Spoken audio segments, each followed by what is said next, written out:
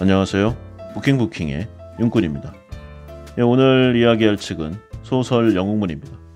워낙에 유명한 초밀리언셀러죠. 신필 김용의 영웅문. 정확하게는 이제 주인공 곽정의 사조영웅문, 그리고 양과의 신조염려, 장무기의 이 의천도령기, 이 세 가지 각각의 이야기가 합쳐서 이제 영웅문이라는 타이틀을 냈는데, 각각의 스토리이긴 하지만 또 시기적으로 그리고 내용적으로 연결되는 부분이 분명히 있습니다. 워낙에 전 세계적으로 유명한 대작이면서 거작, 그리고 양으로도 볼륨이 어마어마하죠. 그래서 이 내용을 줄이고 요약해서 핵심만 전달한다는 게 사실 좀 쉽지가 않습니다. 그래도 제가 참 많이 읽었고, 돌이켜봐도 지금의 저의 자아라던가 인격, 그리고 감성, 감정에 가장 큰 영향을 준 그런 책, 소설이라고 생각이 됩니다. 어떻게 정리될지는 모르지만 한번 생각이 가는 대로 이야기를 풀어보도록 하겠습니다. 먼저 저자에 대해서 알아보면요. 신필 김용. 아마 이 이름을 들어보지 않으신 분은 그렇게 많지 않으리라고 봐요. 그러니까 이 김용이 어떤 책을 저술했고 어떠한 이야기를 풀었는가, 어떤 삶을 살았는가, 여기까지는 정확히 모른다고 하더라도 이 이름 자체를 전혀 들어보시지 않은 분은 그렇게 많지 않으리라고 봐요. 물론 이제는 시대가 좀 달라졌으니까 이제 매체가 좀 틀려졌죠. 아무래도 이제 디지털 쪽으로 가니까 책, 이 페이퍼의 시대를 풍미했던 이 영웅문을 이제 모르는 세대도 이제 많이 등장하는 것 같습니다. 시대의 흐름이긴 하지만 좀 안타까운 내용이기도 해요. 그래서 이 김용을 보면은 중화권의 작가이자 홍콩의 유명 신문사, 이 명보를 창간한 언론인입니다. 무협이라는 장르가 대중성을 넘어서 이제 오늘날에 이제 작품성으로도 인정을 받는 이런 경지에 도달하도록 이제 가장 크게 기여한 인물로 꼽혀요. 이 사람의 이제 기본 틀을 바탕으로 해서 이제 각국에서 이제 변형된 2세대, 3세대 작가들이 계속 나왔고요. 여기에 퓨전적인 내용이 덧붙여져서 이제 오늘날에도 이제 판타지라던가 이런 쪽에 계속 이야기가 풀어나가고 있습니다. 호칭으로는 이제 신필, 그리고 대협, 이 막대한 업적과 엄청난 영향력을 인해서 이 동서고금의 공전저루의 작가, 이렇게 불리고 있습니다. 서양에서도 이 내용을 알아요. 그리고 중국의 셰익스피어, 그리고 중국 문학의 톨킨, 이렇게도 불립니다. 그의 작품은 이제 그가 사망한 지금도 드라마, 영화 이렇게 꾸준히 각색돼서 매년 하고 있고요. 그 중에서도 이제 인기가 높은 천룡팔부, 신조염려, 사조영웅전, 소호강호, 이런 책들은요, 매년 이제 주인공을 바꿔가면서 새로운 시리즈가 시작되는 이제 그런 정도의 소설입니다. 그리고 평가를 보면은 지극히 개인적이고 제 주관적인 평가이지만요, 제가 지금까지 읽었던 동양, 서양 이 모든 소설 중에서도 단연 그리고 압도적 최고의 재미를 가지고 있는 작품들이다. 전 이렇게 생각합니다. 전 작품이 모두 재밌어요. 보통 왜 약간 관용어구 같은 걸로 책을 읽으면서 식음을 전폐한다, 이런 말이 있잖아요. 책이 얼마나 재밌으면은 밥 먹는 것도 있고 그리고 잠자는 것도 줄여가면서 책을 읽을까. 보통 이렇게 말은 하지만 실제로 이런 경험을 하기는 쉽지 않습니다. 근데 저는 이거 해봤어요. 특히 한국의 이 영웅문 3부작으로 출판되었던 이 사조영웅전, 신조염려, 의천도령기 세트, 처음 출간될 때요, 한 부에 6권씩 총 18권이었는데요. 텍스트가 한 페이지에 30줄이 넘었어요. 그리고 한 권은 400여 페이지가 넘는 어마무시한 볼륨을 자랑했죠. 그런데 1부 1권을 읽는 순간부터 3부 6권인 이 18권째를 덮는 그 순간까지 정말로 아무것도 못하고 영웅문 책만 보는 생활을 하게 되는 그런 경험을 했던 겁니다. 제가 이 책을 처음 접했을 때 일주일 동안 하루 14시간씩 이 영웅문을 봤어요. 그런데 비슷한 시기에 책을 읽기 시작했던 제 친구들 중에는요, 저보다 더 심하게 읽다가 지쳐 쓰러져서 병원에 실려갔어요. 그래서 링게를 맞은 적까지 있는 그런 정도입니다. 그야말로 대단한 책이 아닐 수 없고요. 보통 서양의 대문호라고 하면은 톨스토이, 도스토옙스키, 셰익스피어 이런 사람들을 좀 손꼽잖아요. 물론 대단한 작가들이고요. 그 작품들도 훌륭합니다. 그렇지만 전쟁과 평화, 햄릿, 제아벌 이런 책들을 읽다가 기절하거나 아니면 그에 미치진 않다고 하더라도 그야말로 밥을 굶고 잠을 줄여가면서 이런 책들을 읽었다. 셰익스피어 소설의 다음 장이 궁금해서 그야말로 아무것도 못했다. 그런 정도는 아니잖아요. 그래서 이 김용의 책을 읽으면은 이런 놀랄만한 경험을 할 수 있습니다. 작품의 특성으로 보면은 실제 역사를 이제 기본 줄거리로 하고요. 여기에 연관지어서 약간의 이제 창작을 가미한 대체 역사물 비슷하게 작품을 쓰는 경향이 있습니다. 그래서 무협물 자체의 재미도 있지만 나이가 들어서 보면은 이제 한 1950년대에서 1970년대 이때가 이제 전성기거든요. 김용이 작품에. 이 시기에 보여지는 이제 그 사람의 역사적 시각, 그리고 중국의 사상적 변화, 그리고 기타 뭐 여러 학문이라든가 사회 정치 이제 내용이 전개해 가는 그런 과정을 지켜보는 것도 쏠쏠합니다. 이 김용을 보면은요. 원래는 성이 김씨가 아니라 사씨예요. 그래서 본명은 사량용 또는 이제 차량용이라고 부르는데 우리나라 독자들은 이제 이미 김용이 거의 뭐 고유명사화 돼 있죠. 근데 이 김용이란 이름이 사량용의 이 용자를 둘로 나눈 것에서 비롯되었음을 이렇게 좀 많이 알려지진 않았습니다. 아, 이름이 뭐가 중요한가 뭐 이렇게 할 수 있지만요. 이 사씨가 해녕 사가라고 해가지고 실로 대단한 권세를 지닌 집안이에요. 우리나라로 치면은 이제 안동 김씨 이상에 가는 이게 중국 사회에서 그 정도 위치를 가졌거든요. 역대로 인재를 배출해낸 명문 가문입니다. 예를 들어서 청나라의 가장 유명한 시인이었던 이 사신행, 이 사람이 이제 해녕사가 출신으로 김용, 즉 사량용의 직계 조상이죠. 그래서 집안에 이제 가풍이 뭐 그러한 것도 있었지만 김용의 성취가 대부분 그의 옛날 학문, 뭐 고학, 그리고 이제 신학문, 그다음에 본인의 개인적 취미 여기에 더해서 성실함과 재능, 그리고 여러 다양한 부분에 대한 관심 이런 부분이 이제 잘 융합돼서 이제 그러한 결과물이 나왔다. 이런 평가들이 많습니다. 대학 시절을 보면은 이제 급진 개혁주의자였다고 해요, 김용이. 그래서 이제 국민당의 학생 통제 행위에 이제 불만을 품어서 강력히 항의하다 이제 퇴학 처분을 받았습니다. 그래서 이후 당시 중앙정치학교의 교장을 겸임했던 총통 장제스와도 거리를 좀 두게 되죠. 나름 사상적 자유인이 되었던 김용은 이제 중앙도서관에 사설을 일하면서 이제 각종 책을 두루 탐독하는 기회를 가졌는데요. 전쟁 후에 일본이 패망하자 고향으로 돌아와서 외신 번역 일을 맡았습니다. 그리고 이제 수저우 대학, 현 대만 동호대인데 여기에 이제 법학원에 편입해서 국제법을 전공하게 되죠. 그리고 수저우 대학 시절에 상하이 대공고에 입사해서 국제부의 외신 번역 기자로 일하다가 졸업 후에 홍콩 지사로 발령받게 됩니다. 이러한 사회인 테크트리를 밟다가요. 1950년에 김용이 나름 좀 출세하고 싶은 생각이 있었다고 해요. 그래서 중화인민공화국의 수도 이제 베이징으로 가게 됩니다. 당시에는 이제 영어를 잘하는 사람이 드물었는데 워낙 출중한 실력을 갖고 있었다고 해요. 그래서 현재의 이제 외교부에서 일을 하게 됐는데 이제 일을 해보니까 중국의 공산당 이념과 대외 정책이 그와 완전히 상극이었어요. 그래서 여기까지 좀 힘들게 갔는데 좀 아까웠겠죠. 그래서 이걸 내려놓고 외교관직에서 물러난 다음에 다시 홍콩 대공보로 돌아가게 됩니다. 그리고 10만보로 자리를 옮겨서 이제 부편집장을 맡게 되죠. 그런데 이때 김용에게 좀 큰 사건이 일어납니다. 김용의 이 아버지가 중국 공산화 이후인 이 1951년, 52년 이때 좀 반동지주로 몰려서 총살당했어요. 근데 이제 김용의 광팬 중에 하나가 이제 덩 샤오핑이거든요. 그래서 훗날 김용에게 그의 아버지 처형 문제를 직접적으로 사과하기도 했습니다. 근데 뭐 사과로 끝날 일은 아니죠. 어쨌든 이 시기가 김용에게는 그의 정치적 그리고 사회적 그리고 개인적으로도 가장 중요한 시기였는데요. 이러한 제 아버지의 일 외에도 이제 10만보 시절에 평생 직위인 천원통이라는 사람을 만나게 됩니다. 천원통이라고 하면 좀 낯선데 이 사람의 필명이 양우생. 양우생도 굉장히 유명한 무협소설 작가입니다. 1952년에 용호투경화라는 작품으로 이제 무협소설가로 입문하게 됐는데 김용과 마찬가지로 명문학자 가문의 자제였어요. 그리고 이 두 사람이 이제 서로 몰려다니니까 이 두 사람을 이제 캐치한 사람이 나오죠. 그래서 당시 이 사람이 있던 이제 10만보의 편집장, 이 두 사람에게 신문의 무협소설을 연재할 것을 제안합니다. 이때부터 이제 사량용은 김용이라는 필명을 사용하기 시작했죠. 참고로 아까의 그 양우생, 우리에게도 유명한 백발마녀전, 영검풍운록, 빙하세검록, 그 유명하죠. 풍운내전, 뭐 이런 등등의 수십여 편을 썼습니다.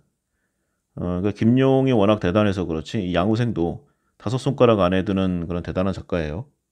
김용의 소설은 이제 출판이 되자마자 그야말로 좀 센세이션을 일으켰는데요. 이전에 어떠한 형식에도 없었던 그런 소설을 이제 발표하게 됩니다. 그 첫 작품이 바로 서검운구록, 서검강산이라는 내용으로 출판이 됐는데 중국 전체가 발칵 뒤집혀졌다고 해요. 태어나서 처음 들어본 소설이다. 이런 형식은 본 적이 없다. 엄청난 찬사와 환대를 받게 됩니다. 그래서 원래는 이제 무협소설 작가를 그렇게 길게 할 생각이 없었다고 해요. 그런데 자고 나니까 스타가 되었다. 그야말로 이 사람을 이야기한 거고요. 그래서 이 일을 그만둘 수가 없게 됩니다. 이어서 쓴 작품들도 대성공이었고요. 이때부터 사조영웅전, 그때는 대망영웅전이라고 나왔는데 이때부터는 이제 중국 소설의 대종사, 진명천자 이런 별호로도 불렸다고 합니다. 그리고 사조영웅전이 이제 그야말로 엄청난 성공을 거뒀거든요. 그래서 이 여세를 몰아서 그야말로 자신만의 이제 무언가를 이뤄보고자 신문사를 차리게 됩니다. 그 신문사가 명보죠. 그래서 명보의 초창기에 김용이 이제 신문사를 좀 안정시켜야 되잖아요. 인지도도 그렇고 경제적으로도 그렇고요. 그래서 이제 아껴뒀던 내용들을 모아서 신조협력을 연재하기 시작합니다. 중국 전역에서 독자와 이 정기 구독자들을 끌어들이게 되죠. 사실상 명보가 이제 뭐 언론사로 괜찮지만 그렇게 뭐 탑 티어다 이렇게 하긴 어렵거든요. 그래서 이 김용의 무협소설과 그 성공적인 명성이 이제 그가 설립한 명보에 엄청난 작용을 했다. 의심할 여지가 없는 내용이라고 봅니다. 그 후에도 그의 대부분의 무협소설 작품은 대성공을 이뤘고요. 최후의 작품인 녹정기, 여기에 이르기까지 모두 이 명보에 발표되게 됩니다. 그리고 녹정기의 연재를 끝낸 후로 김용은 이제 작가 생활을 절필하고 더 이상 무협소설을 쓰지 않았어요.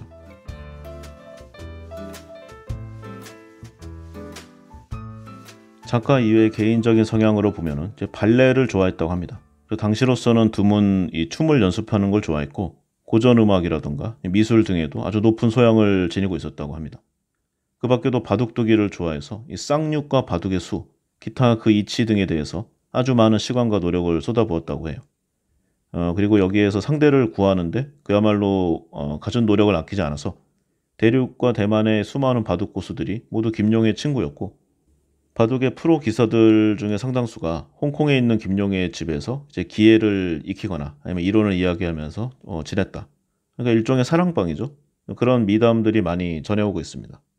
그리고 엄청난 양의 장서를 모았다고 하는데 보는 사람들로 하여금 이제 도서관 수준 이상의 그런 사이즈였다고 하거든요. 그래서 놀라움과 부러움을 많이 샀고 그의 넓으면서도 동시에 이제 매우 깊은 그 독서의 범위 역시 사람들로 하여금 존경과 탐복을 이제 연발케 하는 이제 그런 내용이었다고 합니다.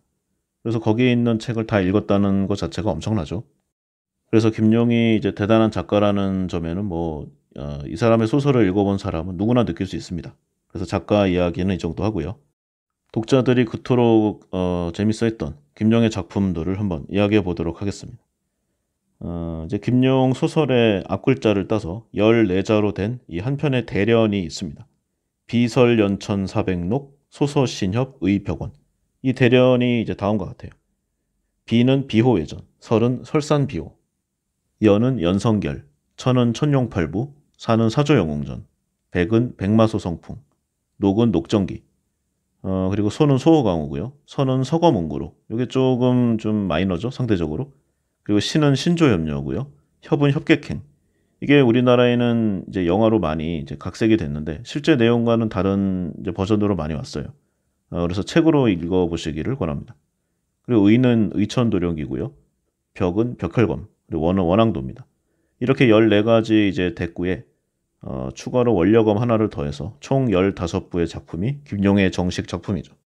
이 중에서 원려검과 백마소성풍, 원앙도 이 세 부가 이제 중단편이고요. 나머지 12부는 장편입니다. 김용의 이 15가지 작품은 다 길이도 다르고요. 써낸 시간과 방법 등도 모두 달라요. 그러니까 그 재미라던가 이것도 틀리긴 하지만 아무래도 퀄리티가 좀 차이가 있습니다. 사람이 어쩔 수 없죠. 초기에 쓴 게 좀 미숙한 부분이 있고요. 뒤로 갈수록 나아지는 게 당연한데 다만 이 김용의 문학을 보면은 초반에 약간 어설픈 상대적이긴 하지만요. 그런 내용들에서 더 뜨거운 부분들이 느껴지는 그런 게 많다는 의견도 많습니다. 그래서 김용의 소설을 읽은 사람들은 당신은 김용 소설 중에 어느 편을 가장 좋아하는가 이런 내용으로 서로 토론하기를 좋아한다고 합니다. 그리고 이 내용을 어떤 기자가 작가한테도 물어봤다고 해요. 당신 자신은 어떤 작품을 가장 좋아하십니까? 여기에 김용이 아주 묘한 대답을 했다고 하는데 장편이 중단편보다 좀 낫고 나중에 쓴 것이 먼저 쓴 것보다 좀 더 낫다. 이런 내용이에요. 잘 생각해 보면은 좀 마케팅적인 부분이 많이 있습니다. 실제로 제가 이제 김용 작품 중에 딱 하나 못 읽은 게 이 백마 소서풍인데요. 이 책과 원앙도 그리고 원려검, 사실은 원려검이 가장 늦은 작품이긴 하지만 이 세 가지의 중단편이 다른 12부의 장편에 비하면 대체적으로 약간 떨어지는 감이 있어요. 그리고 기본적으로 이제 무협소설이라는 게 중단편 이 정도 사이즈 길이가 이제 이야기를 전개하는 게 좀 어렵죠? 그래서 기본적인 볼륨이 어느 정도 있어야 됩니다. 그래서 이 방송에서는 이제 영웅문 타이틀로 나온 사조영웅전, 신조염려, 의천도령기를 주로 다룰 건데요. 그 외에도 마침 기회가 됐으니까 다른 작품들도 좀 간략하게나마 한번 짚어보고 가도록 하겠습니다. 아무래도 중국 역사 순서대로 보는 게 좀 나을 듯 하니까요. 이 방식으로 보면은 원려검이 가장 처음입니다. 고사성어, 이 오월동주, 와신상담, 뭐 워낙 유명하죠. 여기에 등장하는 월나라 시대의 그런 여러 이야기들입니다. 그 다음 작품이 천룡팔부. 시기적으로는 중국 북송시대의 내용이고요. 주인공이 이제 소봉, 단예, 허죽자 이 세 사람입니다. 천하무적 내공이라고 할 만한 이제 북명신공이 등장하고요. 이게 약간 사기성이 있는 그런 무공입니다. 그러니까 신체 일부나 아니면 옷깃만 닿아도 상대방, 그러니까 절정고수의 내공을 흡수하는 게 그런 게 가능하다는 설정이죠. 그리고 개방이 자랑하는 초인류 무술, 황룡 18장 이것도 등장합니다.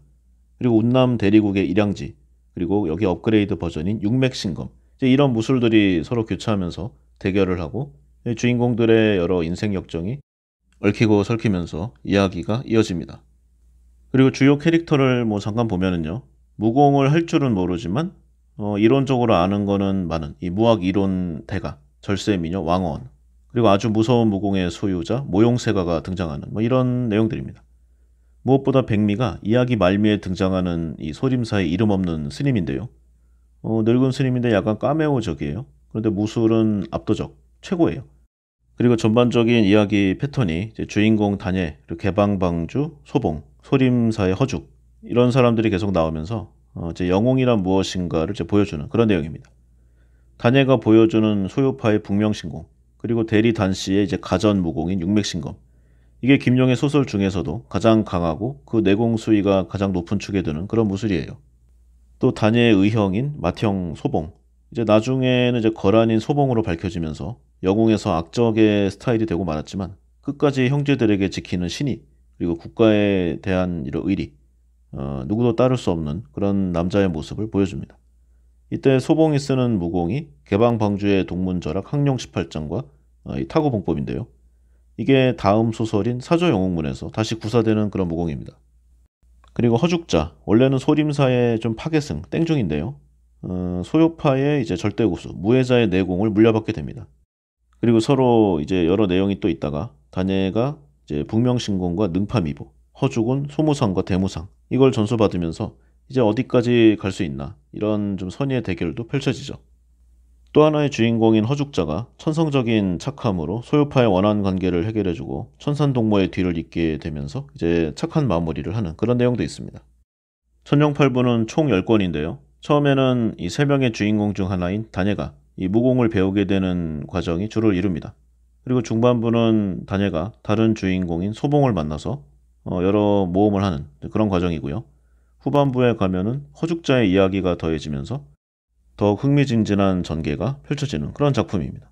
시대별로 가장 앞서 있기도 하지만 재미 면에서도 이 김용의 전체 이 소설 중에서도 탑3 안에 드는 그런 작품이라고 생각됩니다. 강추고요. 꼭 읽어보시기를 바라요. 이 천룡팔부의 다음이 영웅문의 일부인 사조영웅전입니다. 시기적으로는 중국 남송시대고요. 우직한 남자 곽정의 이제 메인 스토리예요. 당시가 이제 동사서독, 남제, 북계, 중신통 이게 중원의 5 고수인데요. 이 사람들의 신화가 확립된 시기예요. 그래서 각종 무술이 총출동하는데 서독의 한마공, 그리고 이제 북계의 항룡 18장, 타구봉법, 남제의 일양지, 기타 이제 뭐 난화불혈수나 공명권, 구음진경 이런 우리가 이제 무협소설이나 영화를 보면은 어디선가 한번 들어봤었던 그런 내용들이 총출동합니다. 여기에 이제 엄청 좀 교활한 이 꾀돌이 황룡도 빼놓을 수 없는 존재죠.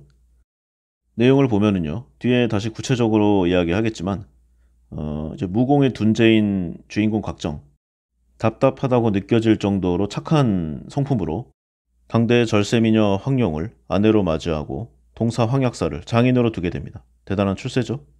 그리고 곽정은 참으로 다양한 무공을 익히는데요. 처음부터 자신을 길러주다시피 한 이 강남 칠엽, 강남 칠괴라고 나오는데 정과 사의 성격을 동시에 갖고 있다고 해서 붙여진 내용들입니다. 그리고 전진파, 그리고 천하오절의 하나인 북계 홍칠공, 주백통, 남제 단왕야 이렇게 참으로 다양한 스승들을 모시고 무술 공부를 하게 됩니다. 그리고 여기서 곽정의 의형제 이 양강이라는 사람이 나오는데 굉장히 불성실하고 약간 나라 팔아먹는 그런 캐릭터예요. 그래서 일신의 부귀 영화를 꿈꾸고자 이 오랑캐의 품에서 나라를 배신하는 이런 행동들을 하다가 죽게 되는 그런 비운의 인물입니다. 그리고 이 양강의 유복자가 바로 2부 신조협녀의 주인공인 양과죠. 기본적으로 곽정과 황룡의 멋진 그리고 다이내믹한 스토리 전개가 굉장히 인상적인 작품입니다. 우직하지만 정의를 수호하는 곽정이 아름답고 영리한 이 도화도주의 딸 황룡과 함께 몽고의 침입에 맞서서 양양성을 수호하기까지 성장하는 그런 과정을 보여줘요. 우리에게는 이제 사조영웅문이라는 타이틀보다는 영웅문 제1부로 더 알려져 있는데요. 영웅문 2부인 신조협녀와 함께 그 맥을 같이 하고 있죠. 극중에서 곽정이 사용하는 무술이 이제 개방방주, 이 북계 홍칠공으로부터 전수받은 황룡 18장, 그리고 전설적인 구음신공, 이러한 내용들로 뒤에 이제 각계의 고수들이 모인 이 화산농검, 화산에서 검을 논하다라는 뜻이죠. 이 대회에 가게 되고 여기서 이제 연인 황룡, 이 황룡도 홍칠공으로부터 타거봉법을 전수받아서 개방의 방주가 됩니다.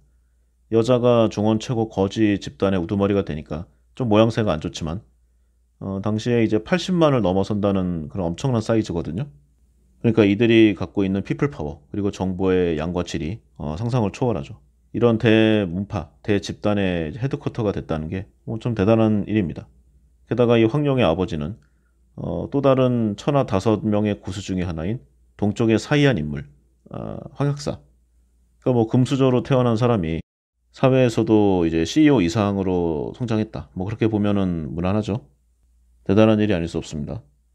이 소설에 등장하는 곽정과 양강이라는 이 두 인물의 극명한 대립, 그리고 뒤에 양강의 아들 양과를 통해서 그 아버지 양강이 저지른 이 국가에 대한 반역, 친구에 대한 배신, 이런 행위들이 좀 씻겨지게 됩니다.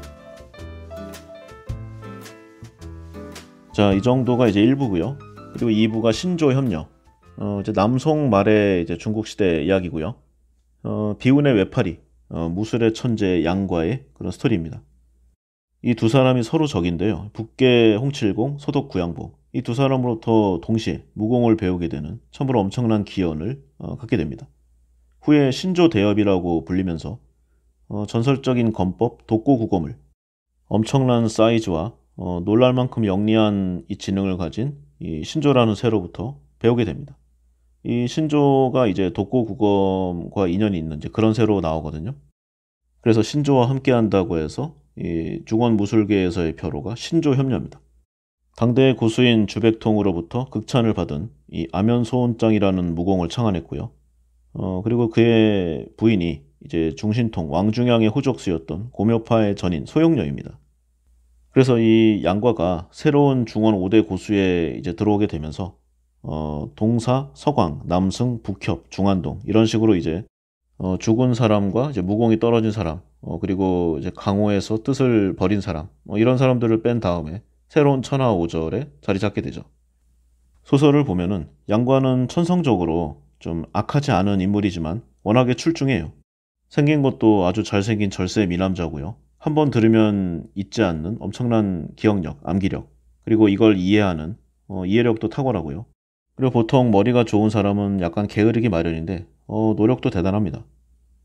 그리고 자신의 친구에게 신의를 목숨을 걸고 지키면서 사랑을 위해서는 그 무엇도 할 수 있는 그야말로 이상적인 남성의 표상, 이렇게 볼 수 있어요.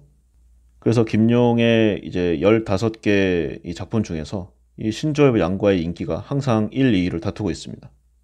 남자가 좋아하는 남성상, 그리고 되고 싶은 그런 캐릭터, 뭐 그런 내용이라고 할 수 있겠죠. 그래서 주위의 시샘과 질투, 그리고 악당들로부터 많은 공격, 이를 모함하는 사람, 이런 내용들이 계속 양과를 힘들게 해서 많은 방황을 하게 됩니다. 그런데 나중에는 모두 그 자신의 능력과 의지로 이겨내죠. 그래서 현철건법과 구음신공, 암연소원장 등을 익히게 되고요. 평생 의리 그리고 협행을 행하는데 힘을 씁니다. 이때 배경이 이제 송나라가 원과 대립하던 그런 시기였는데요. 당시에 이제 그 요지인 양양성을 사수하는 이 곽정 부부와 이 양과의 무용담이 더해집니다. 신조협녀에서 이 곽정 부부가 원래 일남 이녀를 뒀는데요.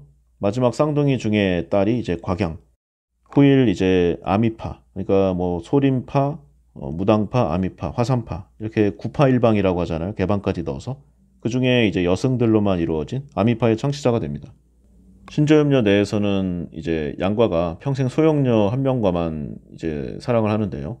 이 곽양이 평생 이 양과를 그리워하다가 결국은 이제 비군으로 입적하는 그래서 아미파의 계파 조사가 되는 그런 좀 뉘앙스가 약간 나옵니다. 그리고 이때 주인공인 양과가 구사하는 이 현철검이 영웅문 3부의 이야기의 시작이 되면서 이제 그 맥을 이어가고 있죠. 그리고 조금 뒤지만 다른 작품으로 나오는 이 소강호의 주인공이 영호충. 이 사람이 사용하는 독고구검이라는 무공이 바로 현철검법을 사용하던 검마 독고구패의 무공이기도 합니다. 그리고 이제 내용 중에 곽정과 황룡이 죽기 전에 두 개의 칼을 만들었는데요. 하나가 의천검, 하나가 도룡도예요. 그래서 의천검 안에는 당대 최고의 무공인 구음진경이 숨겨져 있고 도룡도에는 송나라 시대의 명장 악비의 병법서가 숨겨져 있는 그런 설정입니다. 기본적으로는 이제 무협소설로서도 탁월하지만 일부의 이 양강의 아들 신조협 양과와 고묘파의 전인인 이 소영녀 이 두 사람의 이제 연애소설에 가까운 그런 작품으로 볼 수도 있어요. 제가 이 김용의 15작품 중에서 가장 좋아하는 책이 이 신조협녀고요. 읽는 내내 정말 피가 끓고 가슴이 울렁이는 그런 경험을 하실 수 있으리라 확신합니다. 꼭 읽어보시기를 강력히 추천드립니다. 다음으로 영웅문 3부 의천도령기인데요. 시기적으로 조금 뒤의 이야기예요. 그러니까 원나라 말기인데 여기서 상당히 운이 좋은 캐릭터 이 장무기가 등장합니다. 아니 어려서 조실부모였으니까 딱히 뭐 그렇다고까지는 하기 어렵지만 어쨌든 뭐 무술을 익힌다던가 아니면 주변에 인연을 맺는다던가 이런 쪽에서 상당히 럭키가이 그런 사람이에요. 이 3부의 초반 이제 중심 배경이 이제 무당파인데요. 아까 그 곽정의 둘째 딸 곽양이 양과와의 사랑을 이루지 못하고 출가해서 아미파를 세우게 된다고 했잖아요. 근데 2부 신조협녀의 끝부분을 보면은 이제 무림의 이제 태산북도인 소림파에서 책을 찾으러 온 한 노화상 그리고 어린 중이 이제 등장하게 됩니다. 이 어린 이제 중이 태국권의 창시자인 장산풍이고 나중에 무당파를 개파조사하게 되는 그런 사람이에요. 이 이야기가 의천도령기 이 3부에서 화두로 이제 열게 되는 그런 내용인 거죠. 그래서 3부 초창기에 이 시대 최고수는 아무래도 이 장산봉이라고 보는 게 맞을 듯 합니다. 그래서 주인공 장무기가 구양진경을 터득하고 이제 명교, 당시에는 마교로 더 불렸는데 여기에 이제 무공까지 익히게 됩니다. 그리고 부득이하게 교주의 자리에 오르면서 교도들을 광명으로 다스리고자 이제 이렇게 광명교라고 부르게 되죠. 그리고 동시에 이제 본인의 아버지가 무당파 출신이었거든요. 그래서 그 아들인 장무기는 자연스레 무당파의 계보를 잇게 되고요. 장산봉으로부터 태극권과 태극검을 전수받게 됩니다. 이것도 모자라서 페르시아의 성화령에 적혀있는 엄청난 무공까지도 익히게 돼요. 결국 이 운 좋은 천재가 세상에서 보기 힘든 초고수가 되는 이제 그런 이제 시나리오입니다. 그리고 이 장무기에게는 두 명의 이제 연인이 있었는데 한 사람은 원나라 몽고족의 왕족 이 조민이고요. 다른 한 사람은 아미파의 고수 주지학입니다. 특히 주지학 같은 경우에는 이 장무기로부터 한때 실연을 당하게 되는데 그 이후에 의천검과 도룡도를 입수해서 구음진경까지 손에 넣게 돼요.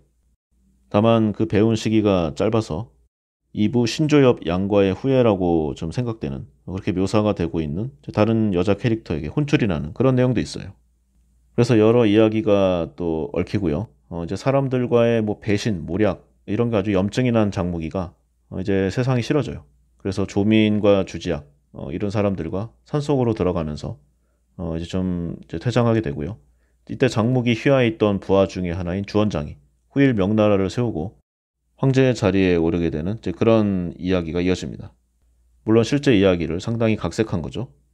영웅문의 1, 2부를 보면은 이제 남자 주인공과 여자 주인공이 이제 서로에게만 이제 좀 사랑을 느끼는 그런 과정이 이어지거든요. 그런데 이 장무기는 굉장히 우유부단한 인물이지만 엄청난 여성들의 이제 환대를 받습니다. 몇 면을 봐도 원나라 공주, 이 왕족 조민, 그리고요 아미파 장문인인 주지약, 명교의 자삼용왕의 딸 양양, 여기에 이제 사손의 조카딸, 뭐 기타 등등 미녀들이 총출동해요. 소설을 아주 흥미진진하게 만들어주죠. 의천도룡기의 이 의천과 도룡이 바로 이 칼을 의미하는 그런 내용입니다. 그래서 의천검과 도룡도를 얻는 자가 천하를 얻게 될 것이다. 이게 이 3부의 캐치프레이즈죠.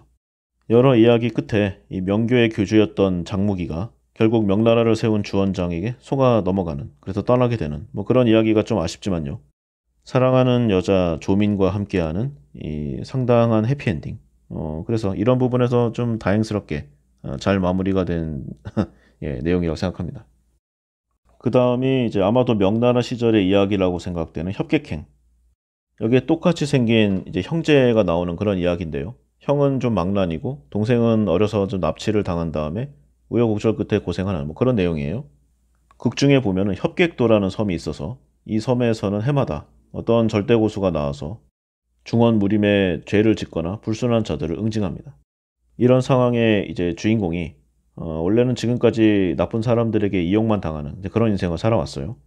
그런데 이제 어떤 좀 이야기들이 이어지면서 대신 죽어줄 마음으로 협객도로 향하게 되는 그런 이야기가 펼쳐집니다.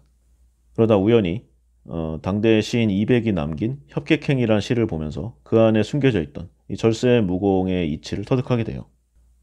마치 왕자와 거지를 읽는 듯한, 물론 우리가 보는 시점이 좀 다를 수 있지만 기본 플롯이 좀 비슷하다는 그런 생각을 좀 했습니다.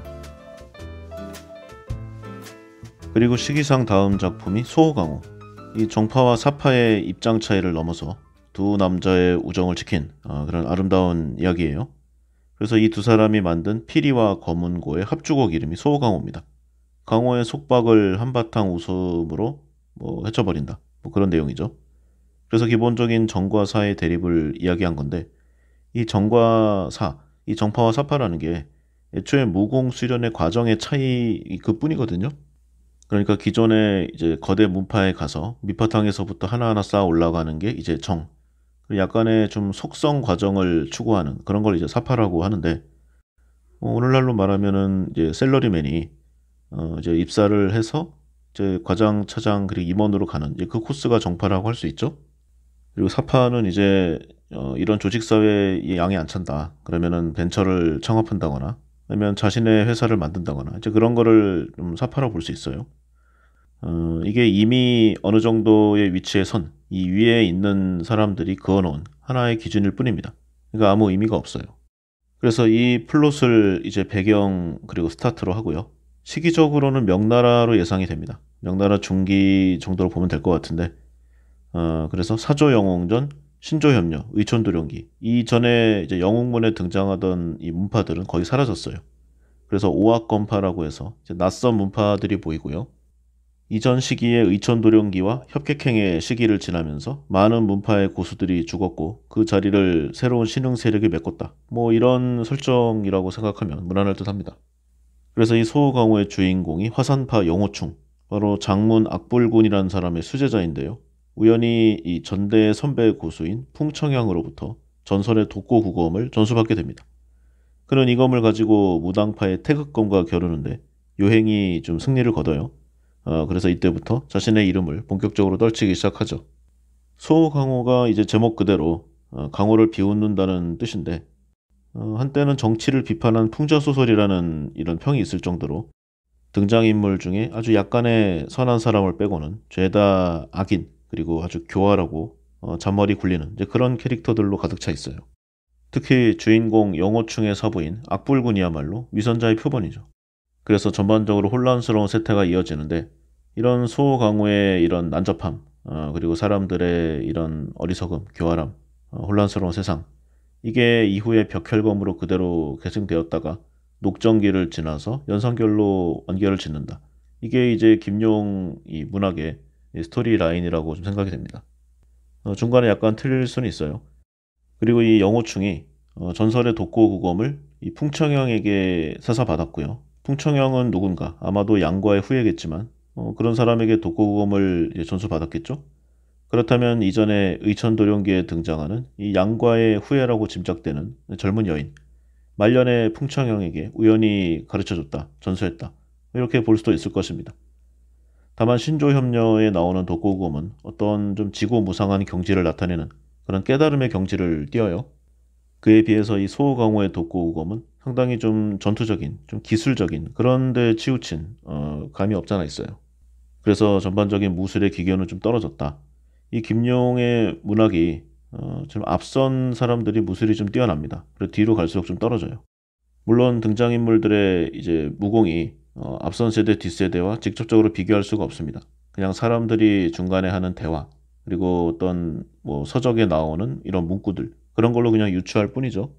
그리고 그런 무공 실력과 그런 수준과 이 작품의 재미와는 전혀 관계가 없습니다. 그리고 이제 우리에게는 소호강호 이 제목보다는 영화 등으로 유명하죠. 동방불패. 이 동방불패가 소호강호에 나오는 등장인물 중에 하나입니다. 그래서 이 내용이 더 잘 알려져 있는데 1월 신교에 대항해서 오합권파를 하나로 합치려는 숭산파 좌냉선, 그리고 의로운 인물인 줄 알았던 화산파 악불군, 그리고 악으로 여겨지던 1월 신교의 인물 등을 통해서 도대체 정과 사의 구분이 무엇인가, 여기에 모호함을 좀 느끼게 됩니다. 누가 선인이고 누가 악인인가, 그것은 상황에 따라 다를 뿐이고 나에 대한 호감도로 정해질 뿐인 것. 애초에 절대선과 절대악이 어디 있겠는가, 이런 내용을 시종일관 이야기하고 있죠. 기본적으로 김용의 전 작품이 이 불교와 도교의 가르침을 전반에 깔고 있습니다.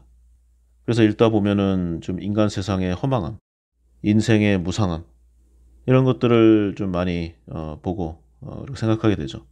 기본적으로 무협지니까 이 전투씬이 박진감이 넘치고요. 사람들과의 여러 액션, 문파 간의 좀 전쟁, 카타르시스가 있거든요. 그런데 항상 읽다 보면은 씁쓸하고 뭔가 좀 쓸쓸해져요. 그래서 이런 내용이 이제 작품 속에 전반적으로 있고요. 이제 내용을 다시 보면은 이제 영호충이 이제 독고검을 전수받았잖아요. 그런데 사정이 생겨서 가진 바 내공을 모두 잃게 됩니다. 그러나 실력 자체는 줄지 않아서 이제 무림에서 의협을 계속 행하게 되죠. 무림에서 화산파 영호충이 영웅이다, 뭐 이런 좀 평판이 아주 좋게 이어집니다. 그러니까 겉으로만 선한 척하는 이 사부 악불군, 이 제자마저 질투하게 돼요. 그리고 여러 가지 서로 감정의 이제 교차가 일어나죠.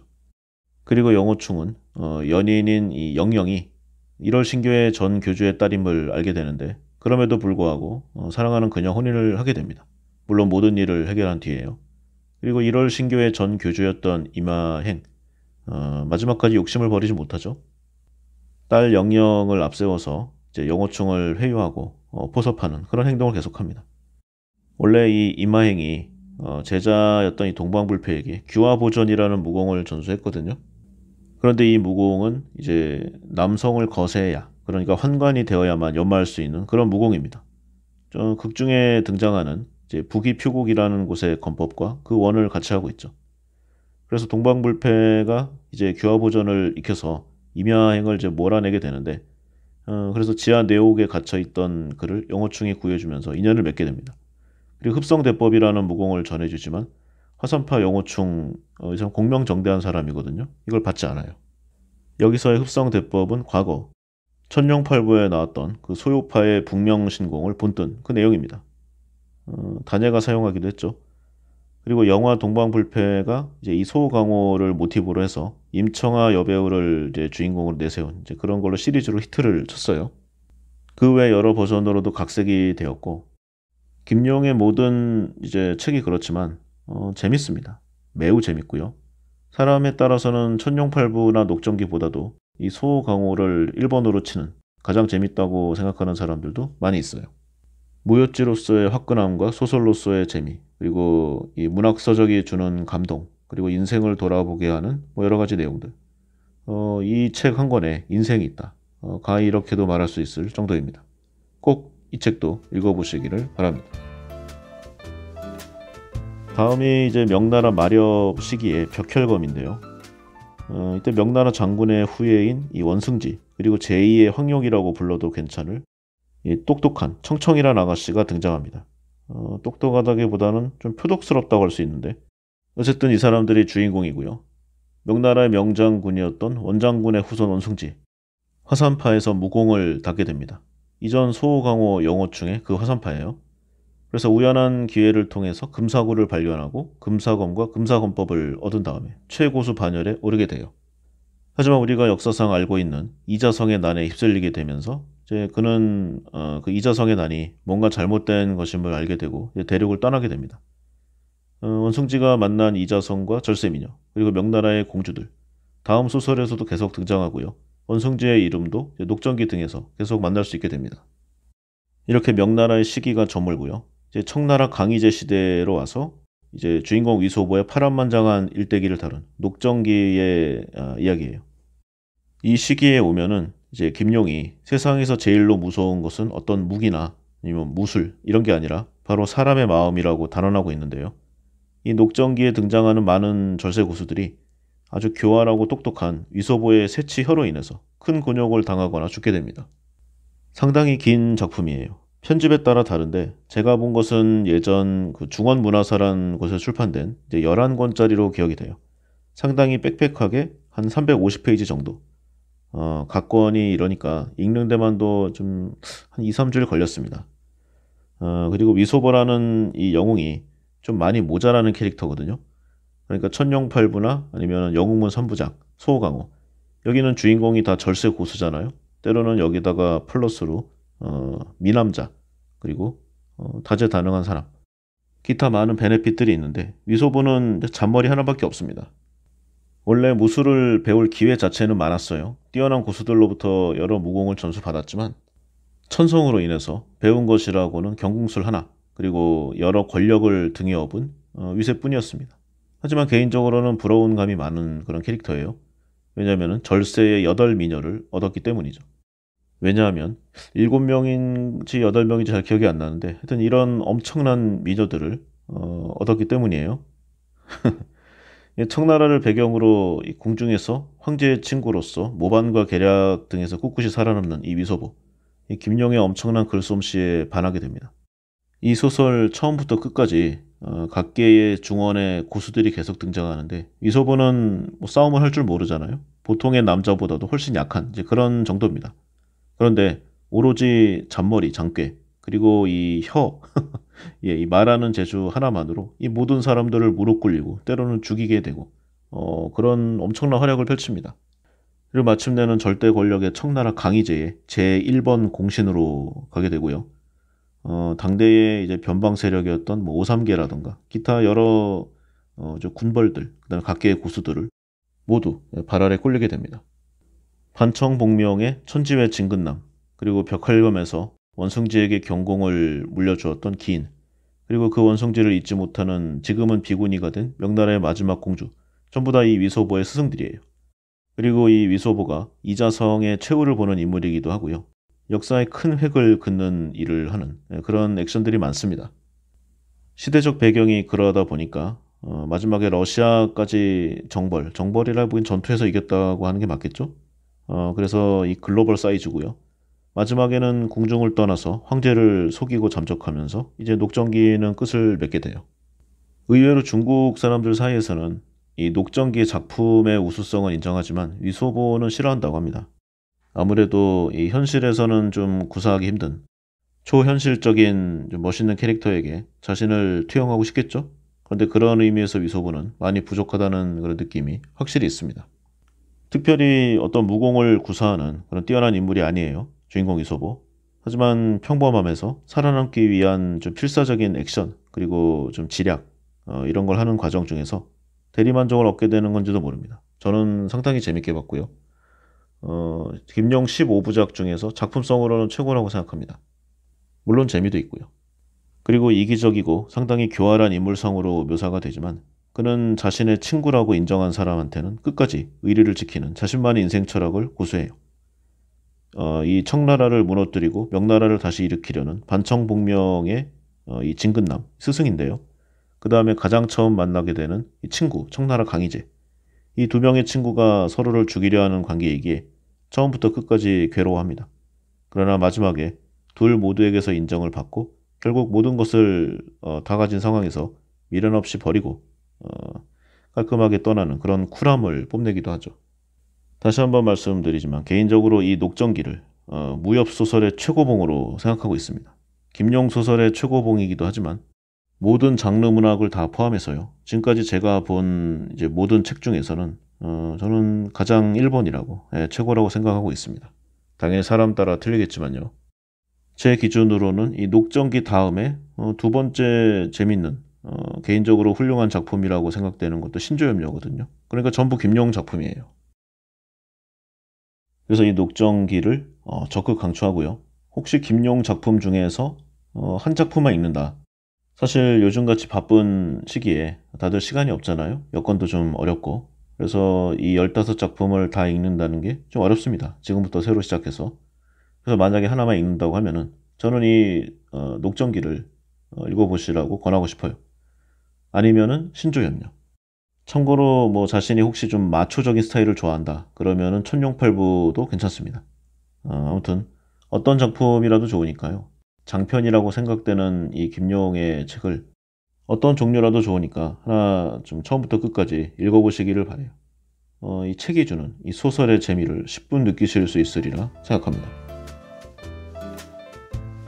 자, 그리고 시기적으로는 이제 뒤의 내용들인데 지금부터 말씀드리는 이 책들은 재미없다는 게 아니라 이 앞의 책들에 비해서 상대적으로 조금은 떨어지는 좀 그런 느낌이 없잖아 있다는 점을 미리 말씀드리고자 합니다. 여러 이유가 있어요. 삼국지 같은 경우에는 이제 책은 재밌지만 이제 유비, 관우, 제갈공명이 죽은 그 뒤에 얘기는 좀 이제 임팩트가 떨어지잖아요. 김용의 책도 좀 그런 느낌입니다. 재미없다는 게 아니라 상대적인 그런 개념이죠. 그리고 뭐 단편인 경우도 있고요. 아까 초반에 말씀드렸죠. 김용 자신조차도 중단편보다는 장편을 추천한다. 그래서 이 녹정기 다음의 책이 우리나라에는 청양비라고 알려진 청나라 건룡제 때의 일인 서검은구록입니다. 보통 옛날 이 홍콩 무협 영화에 많이 등장했어요. 진가락, 이 주인공 이름인데 여기서 이제 향향공주와의 애틋한 사랑 이야기가 펼쳐집니다. 참고로 진가락은 그 이전 녹정기에서 양부 진근남의 아들이었는데 이제 진근남에 이어서 천지회를 이끌게 돼요. 그런데 이제 청나라가 강희제, 옹정제, 건룡제 이 100여 년의 이제 탄탄한 시기를 거치면서 완전히 안정이 되거든요. 그리고 옛날에 명나라 황제라고 해봐야 태조 주원장부터 시작해서 아주 흉폭하고 좀 잔인한 사람들이 이어졌어요. 그러니까 백성들의 지지를 별로 못 받았죠. 그래서 청나라를 타도하고 명나라를 복원한다는 이 반청복명의 그 기치는 많이 쇠퇴하게 됩니다. 그래서 이 진가락을 주인공으로 하는 이 천지회 형제들의 이야기가 마치 수호지 양산박의 백팔두령처럼 전개되는 그런 좀 시나리오를 갖고 있어요. 시대가 현대에 가까워지면서 무공도 그 현실성을 더하게 되지만 아무래도 계속 흥미진진함을 잃지 않는 것은 역시 김용의 능력, 그의 문장력에 있다고 할 것입니다. 다음이 이제 청나라 권룡제 이후의 배경을 갖고 있는 설산비호 그리고 비호외전입니다. 이 두 책은 주인공이 호비라는 사람이 동일 인물인데요. 이제 그의 부친인 호일도 그리고 그의 호족수인 묘인봉의 대결이 주로 되는 것이 이제 설산비호입니다. 그리고 이제 따로 비호외전이 이제 나왔는데 이게 설산비호에서 이제 호비의 역할이 좀 분량이 작았어요. 그래서 이 외전을 통해서 호비의 젊은 시절을 묘사하고 있습니다. 시대적 배경이 이제 청나라에서 좀 명나라 쪽으로 넘어가고요. 좀 거꾸로 가는 거죠. 그래서 벽혈검에서 보면은 이제 원숭지를 만나서 도왔고 난이 성공하자 이 변한 모습에 실망을 하고 떠났다는 이 이자성 그리고 그를 호위하던 네 가문의 후손들의 이야기를 담고 있습니다. 그 중에서도 가장 뛰어났던 이 묘가 집안 그리고 호가 집안의 은원이 빚어낸 이야기가 마치 추리소설처럼 펼쳐지는 것이 이 책의 기본 플롯이에요. 천하 최고수 묘인봉 그리고 젊지만 호가 도법으로 뛰어났던 중원의 고수 호비 그리고 묘인봉의 딸인 묘양란이 얽히면서 이 무공담과 연애 이야기가 얽히고 설킨 그러면서도 좀 다른 느낌을 주는 그런 책이에요. 그들 사이의 은원이 다른 악당들에 의해서 이제 빚어진 오해임에도 불구하고 생사를 걸고 대결하는 그들의 이야기. 시종일관 긴장감을 잘 유지하는 실력이 역시 신필 김용이라는 생각이 들게 됩니다. 그 다음이 이제 원앙도. 원앙도에 숨겨진 비밀을 파헤치라는 내용인데 천하제일이 되는 방법이 이제 희대의 무공 비급을 익히는 게 아니라 어진 자가 가장 강한 사람이다. 인자무적이라는 네 글자 있다는 이 반전. 아주 상큼한 묘미를 안겨다 줍니다. 그 다음에 연성결인데요. 이제 청나라 말기예요. 그래서 그 시대를 살아가는 추악한 인간 군상을 여지없이 폭로하는 그런 좀 인간 상실, 인간 혐오에 가까운 소설입니다. 세상에 착한 주인공 적운, 그리고 그와 이제 사부의 딸인 척방망의 로맨스, 그리고 정운과 능상화에 이르지 못한 사랑. 어떤 사람들은 김용의 최고 로맨스 소설이라고 할 수 있는 신조염녀보다도 오히려 더 낫다. 이런 평을 하는 사람도 있을 정도죠. 그리고 마지막이 백마소서풍인데 제가 유일하게 못 읽은 김용의 작품입니다. 뭐 그냥 대충 소개하는 거야 할 수 있겠지만 한번 직접 찾아보시라고 예, 빈칸을 한번 남겨보고요. 저도 기회가 되는 대로 읽어보려고 하고 있습니다. 자, 이렇게 김용의 이제 15작품에 대해서 완전히 겉절이긴 하지만요. 그래도 한번 살펴봤습니다. 살짝 보는 데만도 시간이 꽤 흘렀네요. 이 김용의 책은요, 무조건 읽어보셔야 됩니다. 그리고 최근에 이제 번역본이 나오면 나올수록 사실 좀 실망이에요. 제 기준으로는 예전에 처음 본이 훨씬 좋았습니다.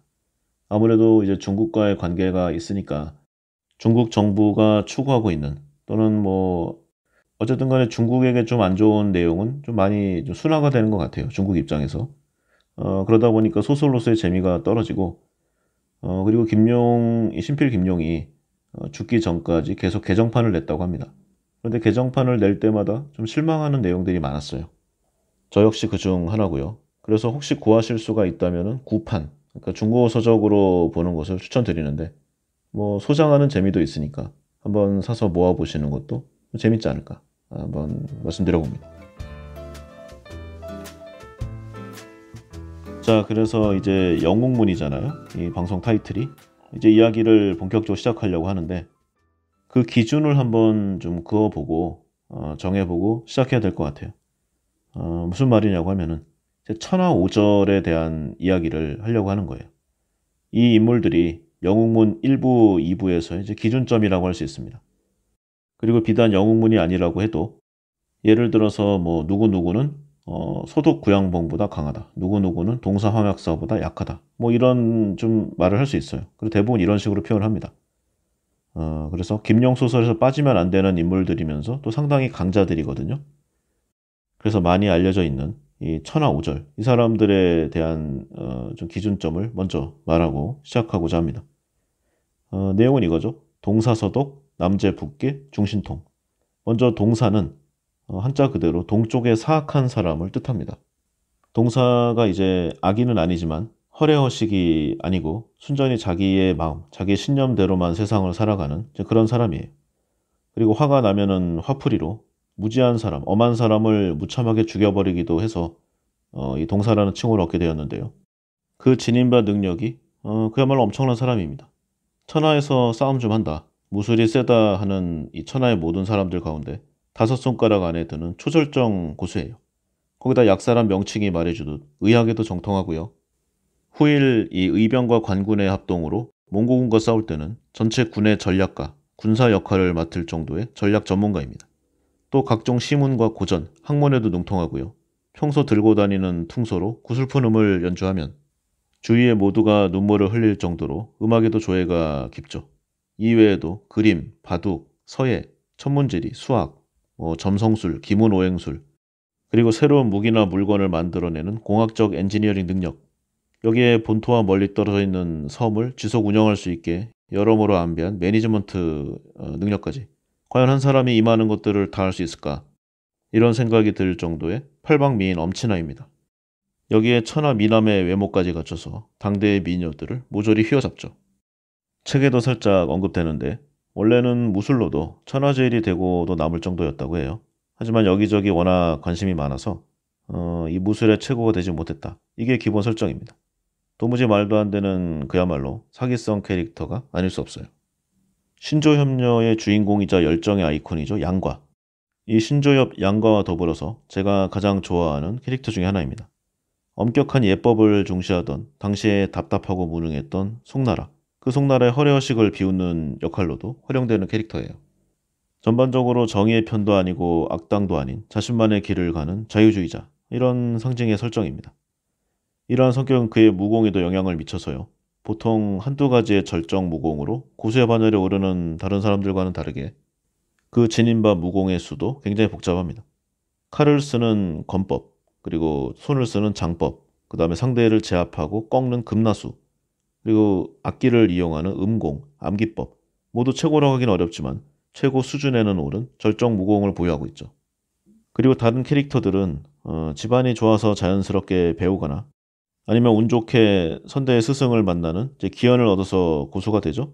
그러니까 누가 가르쳐 주는 걸 배워서 절정 고수의 반열에 오르는 게 일반적인 패턴입니다. 그런데 황역사는 대체로 본인이 필요에 의해서 창작해낸 무공들이에요. 그러니까 본인이 곧 시조죠. 역시 천재들은 독학을 하는 경우가 많습니다. 이러한 배경들은 그의 성격에 기반한 것으로 능력 자체가 뛰어나고 머리가 좋은데 반해서 매사 쉽게 실증내고 여러 가지 새로운 분야에 관심이 가는 이런 호기심 많은 성향에 기인한 바가 크다고 할 거예요.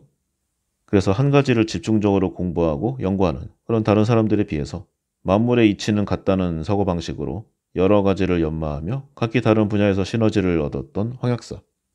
그의 업무 방식, 스타일, 타고난 성격 이런 게 좋다 나쁘다를 떠나서 참으로 매력적인 캐릭터가 아닐 수 없습니다.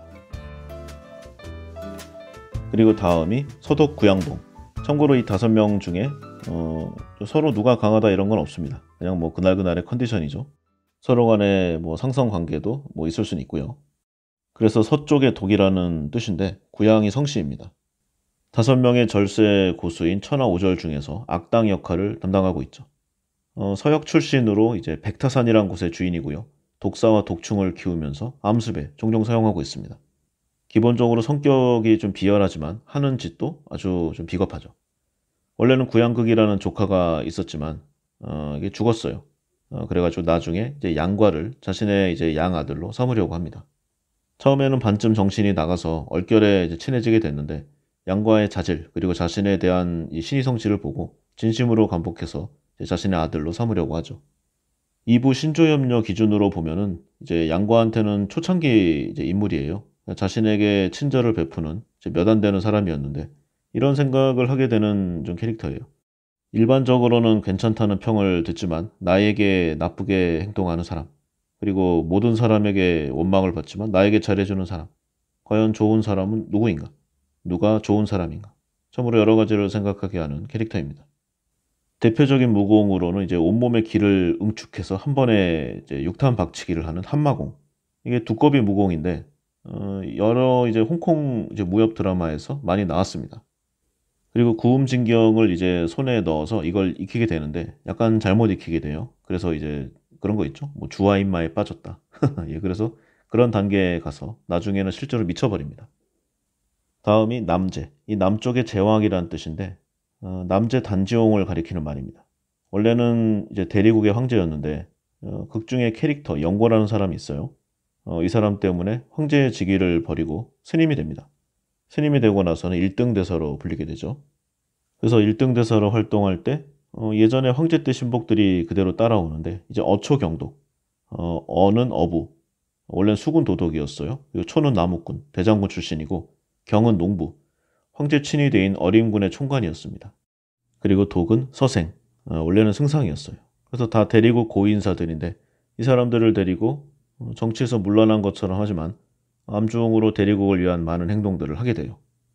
이 사람의 주 무공이 바로 그 어떤 무공보다도 패도적이라는 일양지입니다.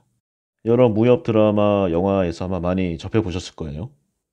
그리고 북계 홍칠공, 북쪽의 거지라는 뜻인데 실제 이름은 이제 홍씨 집안의 7제라는 뜻이에요. 그래서 홍칠입니다. 의협심이 강하고 누구나 존경하는 인물이라서 그 의미를 담아 공자를 붙입니다. 그래서 홍칠공. 거지들의 모임인 개방의 방주죠. 구지신계라는 말은 손가락이 하나 없다는 건데 예전에 이제 음식을 탐내다 의인을 하나 죽게 만들어 버립니다. 그래서 스스로 반성하는 의미로 손가락 하나를 잘라버리죠. 하지만 그 식탐은 그대로여서 이 때문에 여러 사건과 구설수에 휘말리게 됩니다. 주 무공은 바로 그 유명한 항용 18장과 타구공법이죠. 그리고 마지막이 중신통, 중앙에 위치하는 신통한 실력자라는 뜻입니다. 이름은 왕중양인데요. 1차 화산 농검에서 동사서독 남제 북계보다 약간이지만 그 윗수준의 무공을 보였다고 해요. 그래서 1차, 천하제일 고수에 등극했고 구음 진경을 얻게 됩니다. 일부 맨 처음에 나오는 이 구척이, 마옥 이런 사람들이 이제 전진 7자인데 전부 이 중신통의 제자예요. 그리고 이 중신통이 주백통의 사형이기도 합니다. 전진교의 창교 조사이고 실제 역사에 존재한 실존 인물이에요. 소설에서는 일찍 죽는데 자기가 죽으면 구양봉이 찾아와서 구음진경을 뺐을 것을 미리 알기 때문에 죽은 척하고 있다가 구양봉이 뺏으려고 할 때 일양지로 구양봉에 상당한 타격을 가하게 됩니다. 이 일로 구양봉이 오랫동안 무공을 잃게 되죠. 이 왕중양의 주 무공은 선천공이라고 하는데 잘 알려진 것이 없다는 이 설정이에요. 자, 이렇게 천하오절을 좀 이야기했고요. 캐릭터도 중요하고 비중도 상당하지만 그것보다도 어떤 좀 초반에 말씀드렸듯이 기준점을 잡는다는 점에서도 플러스적인 의미가 있는 그런 캐릭터들입니다. 특히 이 영웅문 1, 2부인 사조영웅전과 신조협녀 이 두 이야기에서 나오는 전체 캐릭터 중에 10위권 안에 드는 초절정 고수라고 생각하면 아마도 크게 무리가 없으리라고 봅니다. 자, 그럼 지금부터 영웅문 1부 사조영웅전의 이야기를 시작해 보겠습니다. 여타 무협소설 속에 등장하는 주인공들과는 다르게 확고한 고정관념을 가지고 있고요. 한 길만 가는 아주 우직한 성격의 소유자입니다. 때로는 독자들로 하여금 아주 답답함을 느끼게 하는 인물이기도 한데 그보다는 그의 공명정대함과 한 가지의 가치를 평생 소신 있게 추구하는 그 모습이 여러 의미로 감동을 안겨주죠. 이야기를 보면은 한적한 마을에 친부 곽소천과 이평의 사이에서 태어난 이 곽정이 태어났을 당시에 곽소천은 이미 죽었는데 그러니까 한 번도 아버지를 보지 못하고 이야기만 들은 거죠. 그의 어머니 이평은 곽정을 뱃속에 품고 몽골까지 가서 그를 늠름하게 자라게 만든 장본인입니다. 이평은 이 여자의 몸으로 사내 대장부 같은 기질을 보여주고 있고요. 여인임에도 불구하고 우직하고 곧바른 성격으로 곽정이 이 어머니와 아버지의 성품을 배울 수 있게 많은 노력을 합니다. 그렇게 몽골에서 태어난 곽정, 힘들게 태어나고 참 어려웠잖아요. 그래서 기대가 컸는데 4살이 될 때까지 말을 못했어요. 그리고 할 수 있는 활동도 매우 적었고 여러 가지 배움이나 뭐 학문에 있어서도 다른 아이들에 비해서 많이 느렸죠. 소설 전반에서 이런 내용을 묘사하고 있습니다. 그러나 대기는 만성이라고 하죠. 결국 이 몽골군 장수 제배를 도와줌으로써 그에게 활 쏘는 법도 배우게 되고 나중에 좀 크게 성장하게 됩니다. 몽골에 온 이야기부터 보면은 친부 곽소천과 의형제 양철심 이 두 집안이 서로 같이 임신을 해요. 그래서 의기투합을 하죠. 자식들이 나와서 남자들이면 의형제, 여자들이면 의자매를 맺게 하고 만약에 성별이 틀리면 결혼을 시키자. 뭐 본인의 의사 같은 건 없어요. 뭐 이 시기는 다 그랬습니다. 그런데 이때 중원무림의 고수인 전진파 구척이가 우연히 이 지방을 지나가다가 이제 인연이 돼요. 그래서 증거로 이 칼 한 자루씩을 전해주게 됩니다. 하지만 이 악역 캐릭터 완한열의 계략으로 두 집안이 풍지박살이 나고 이평은 이제 만삭의 몸으로 몽골로 도망치게 됩니다. 그리고 그의 원수에 대한 이야기를 곽정에게 해주죠. 한편 아까의 그 구척이는 또 다른 고수들의 집합체인 강남 7개 그러니까 7명의 괴이한 사람들인데 각각은 절정고수라고 하기 어렵지만 나름 특색 있는 무림인들이에요. 그래서 이 강남 7개와 구척이는 서로 내기를 하게 됩니다. 여러 과정이 있어요.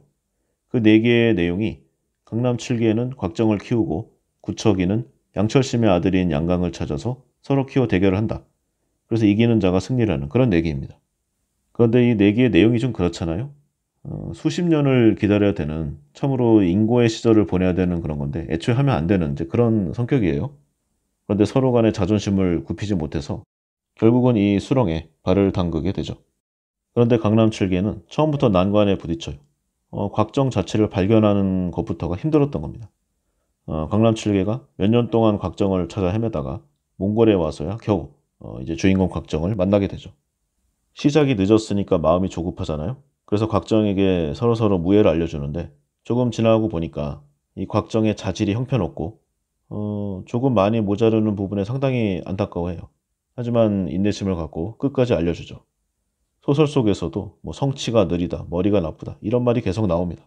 그러다가 또 여러 사건이 일어나고 이 아까의 그 구척이와 같은 문파의 마옥 이 사람은 굉장히 부드러운 사람입니다.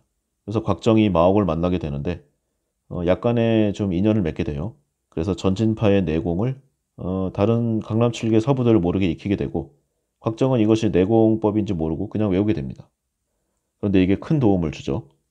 그리고 시간이 흐르면서 이 곽정은 그 적 완한열의 계략을 여러 번 파헤치고 이제 금도 부마로 이 화쟁과의 결혼을 언약하게 되면서 이제 중원으로 진출하게 됩니다.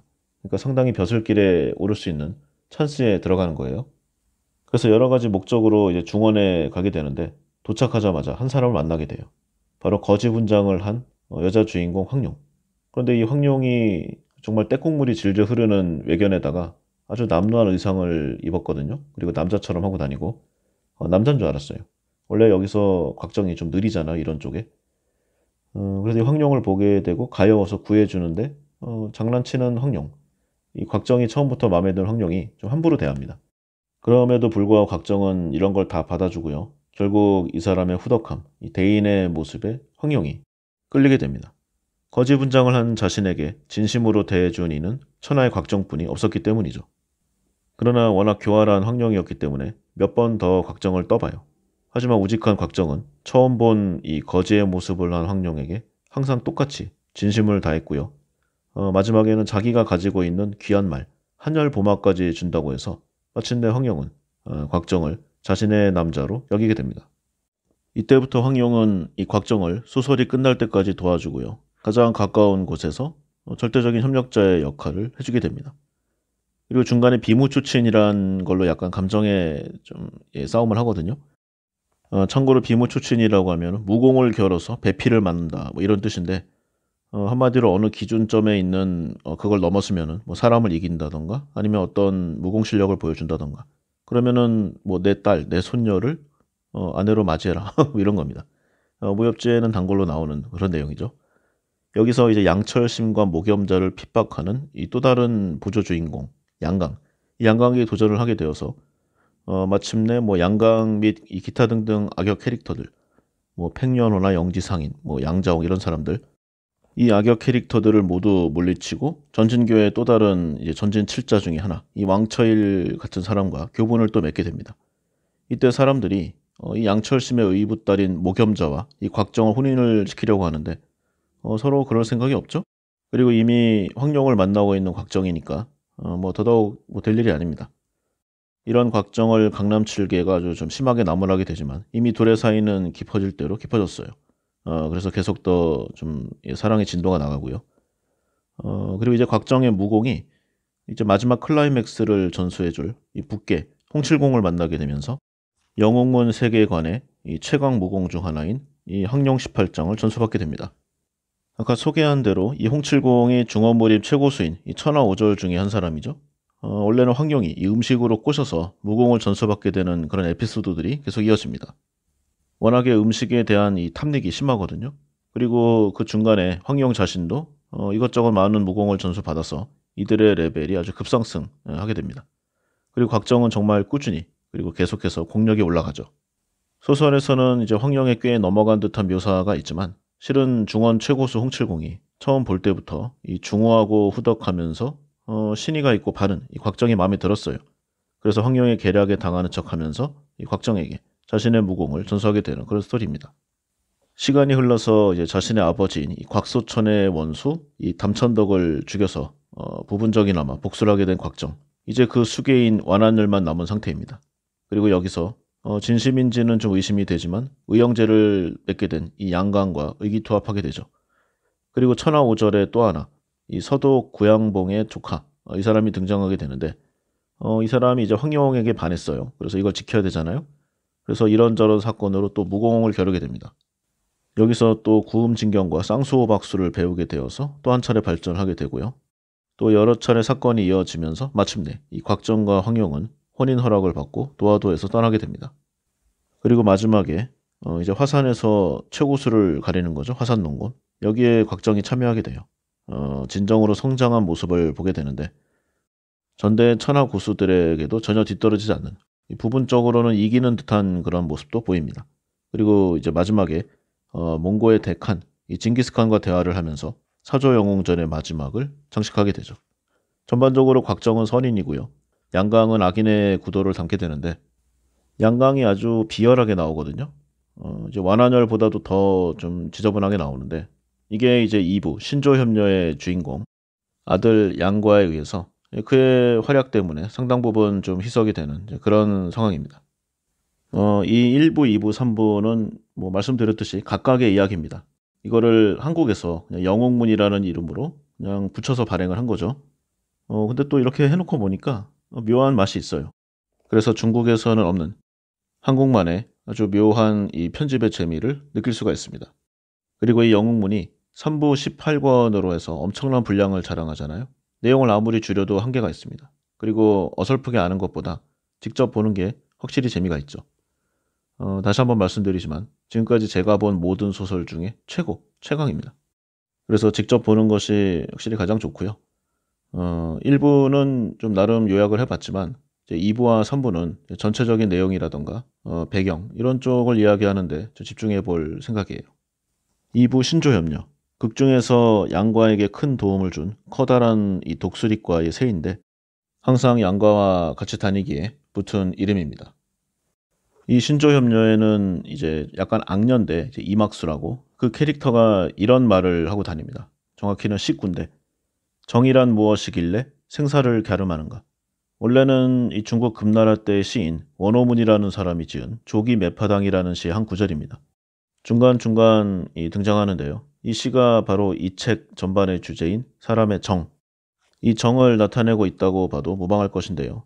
사실 양과의 키워드는 열정이라기보다는 남녀 간의 애정이라고도 볼 수 있어요. 뜨거운 남자 양과의 인생 스토리, 충분히 열정과 애정의 주인공이라고 할 수 있겠죠? 전반적으로 양과가 이제 김용의 작품들 중에서 최고의 인기를 얻고 있는 캐릭터입니다. 김용 전 작품의 전 캐릭터 중에서도 항상 세 손가락 안에 들어요. 마지막에 그 기량과 인생을 꽃피웠지만 전반적으로 매우 불운했던 생애, 그리고 평생에 걸친 소영녀와의 지고지순한 사랑, 한 팔이 잘리면서까지 끝까지 지킨 이 의협과 신이 복잡하고 다양한 감정들과 이 사람들과의 관계 속에 갈등하고 번뇌하며 마침내 무림절정고수가 되어가는 그 과정이 매우 극적이기에 그러하다고 할 수 있습니다. 여기에 이 신필 김용, 이 저자의 사랑을 한 몸에 받은 듯한 아주 수려하고 남자다운 외모, 또 전 작품을 통틀어서 거의 탑 레벨에 이르는 뛰어난 두뇌까지 보유한 인물, 유달리 여성 팬들이 많기도 하죠. 이 양과 소영녀의 지고지순한 이야기는 제가 처음 읽었던 게 이제 중고등학교 때거든요. 나름 한창 감수성이 예민하던 때였으니까 뭐 그때 처음 접한 그 임팩트도 있겠죠. 그래서 가슴을 울리고 아주 진한 감동을 주었습니다. 지금까지 읽었던 그 어떤 소설보다 재미있고 흥미진진했고요. 당신은 물론이고 현재까지도 저의 정신세계에 아주 큰 영향을 주고 있습니다. 너무나 생생한 캐릭터와 상황 묘사들, 그리고 아주 작고 하찮은 오해와 질투로 이 곽정의 딸이 양과의 팔을 잘랐을 때, 또 양과와 소영녀가 서로 생사를 알지 못하고 16년이라는 기나긴 세월 동안 서로를 그리워하며 떨어져 있어야 하는 순간, 뭐 이런 장면 등에서는 아주 너무나 비분 관계에서 눈물이 솟구칠 정도였습니다. 그런데 얼마 전에 다시 읽어보니까 이제는 그 정도는 안 되더라고요.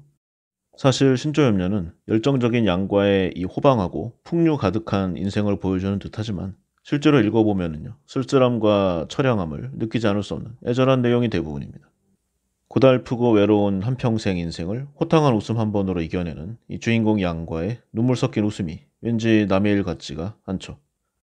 이 신조협녀는 곽정과 양과의 만남으로부터 시작됩니다.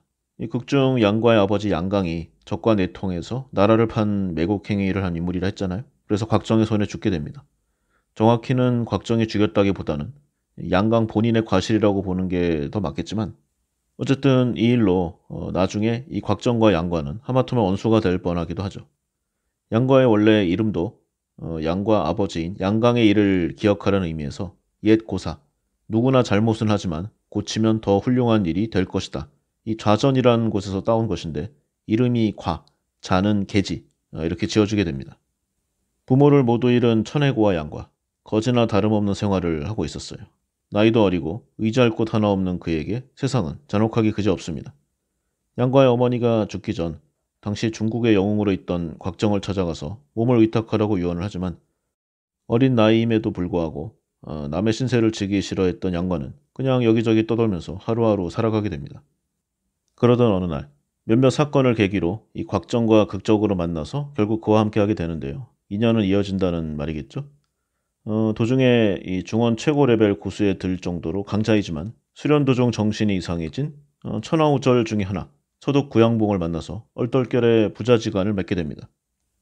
몸이 약해지고 정신이 이상해지니까 마음이 심란했죠. 서독 구양봉. 그래서 이 반강압에 의해서 똘똘해 보이는 양과를 자신의 양아들로 삼게 됩니다. 그런데 평생 이 아버지의 정을 느껴본 적이 없었던 양과는 처음 시작이 어떠했든 간에 이후 이 진심으로 그를 아버지로 따르고 그를 위해주게 됩니다. 이 구양봉이 이제 양과가 몸을 의탁하고 있던 곽정의 적이었으나 이 양과 본인의 마음에 들자 자신에게 미칠 뒷일을 계산하지 않는 양과 어릴 때부터 대협의 기상이 있었음을 보여줍니다. 곽정을 따라가서 잠시 평화로운 생활을 한 것도 얼마 안 돼서 이제 곽정의 부인이자 중원 최대 방파 이 개방의 방주인 황룡 이 양과가 황룡을 보자마자 이제 서로 안 맞았어요.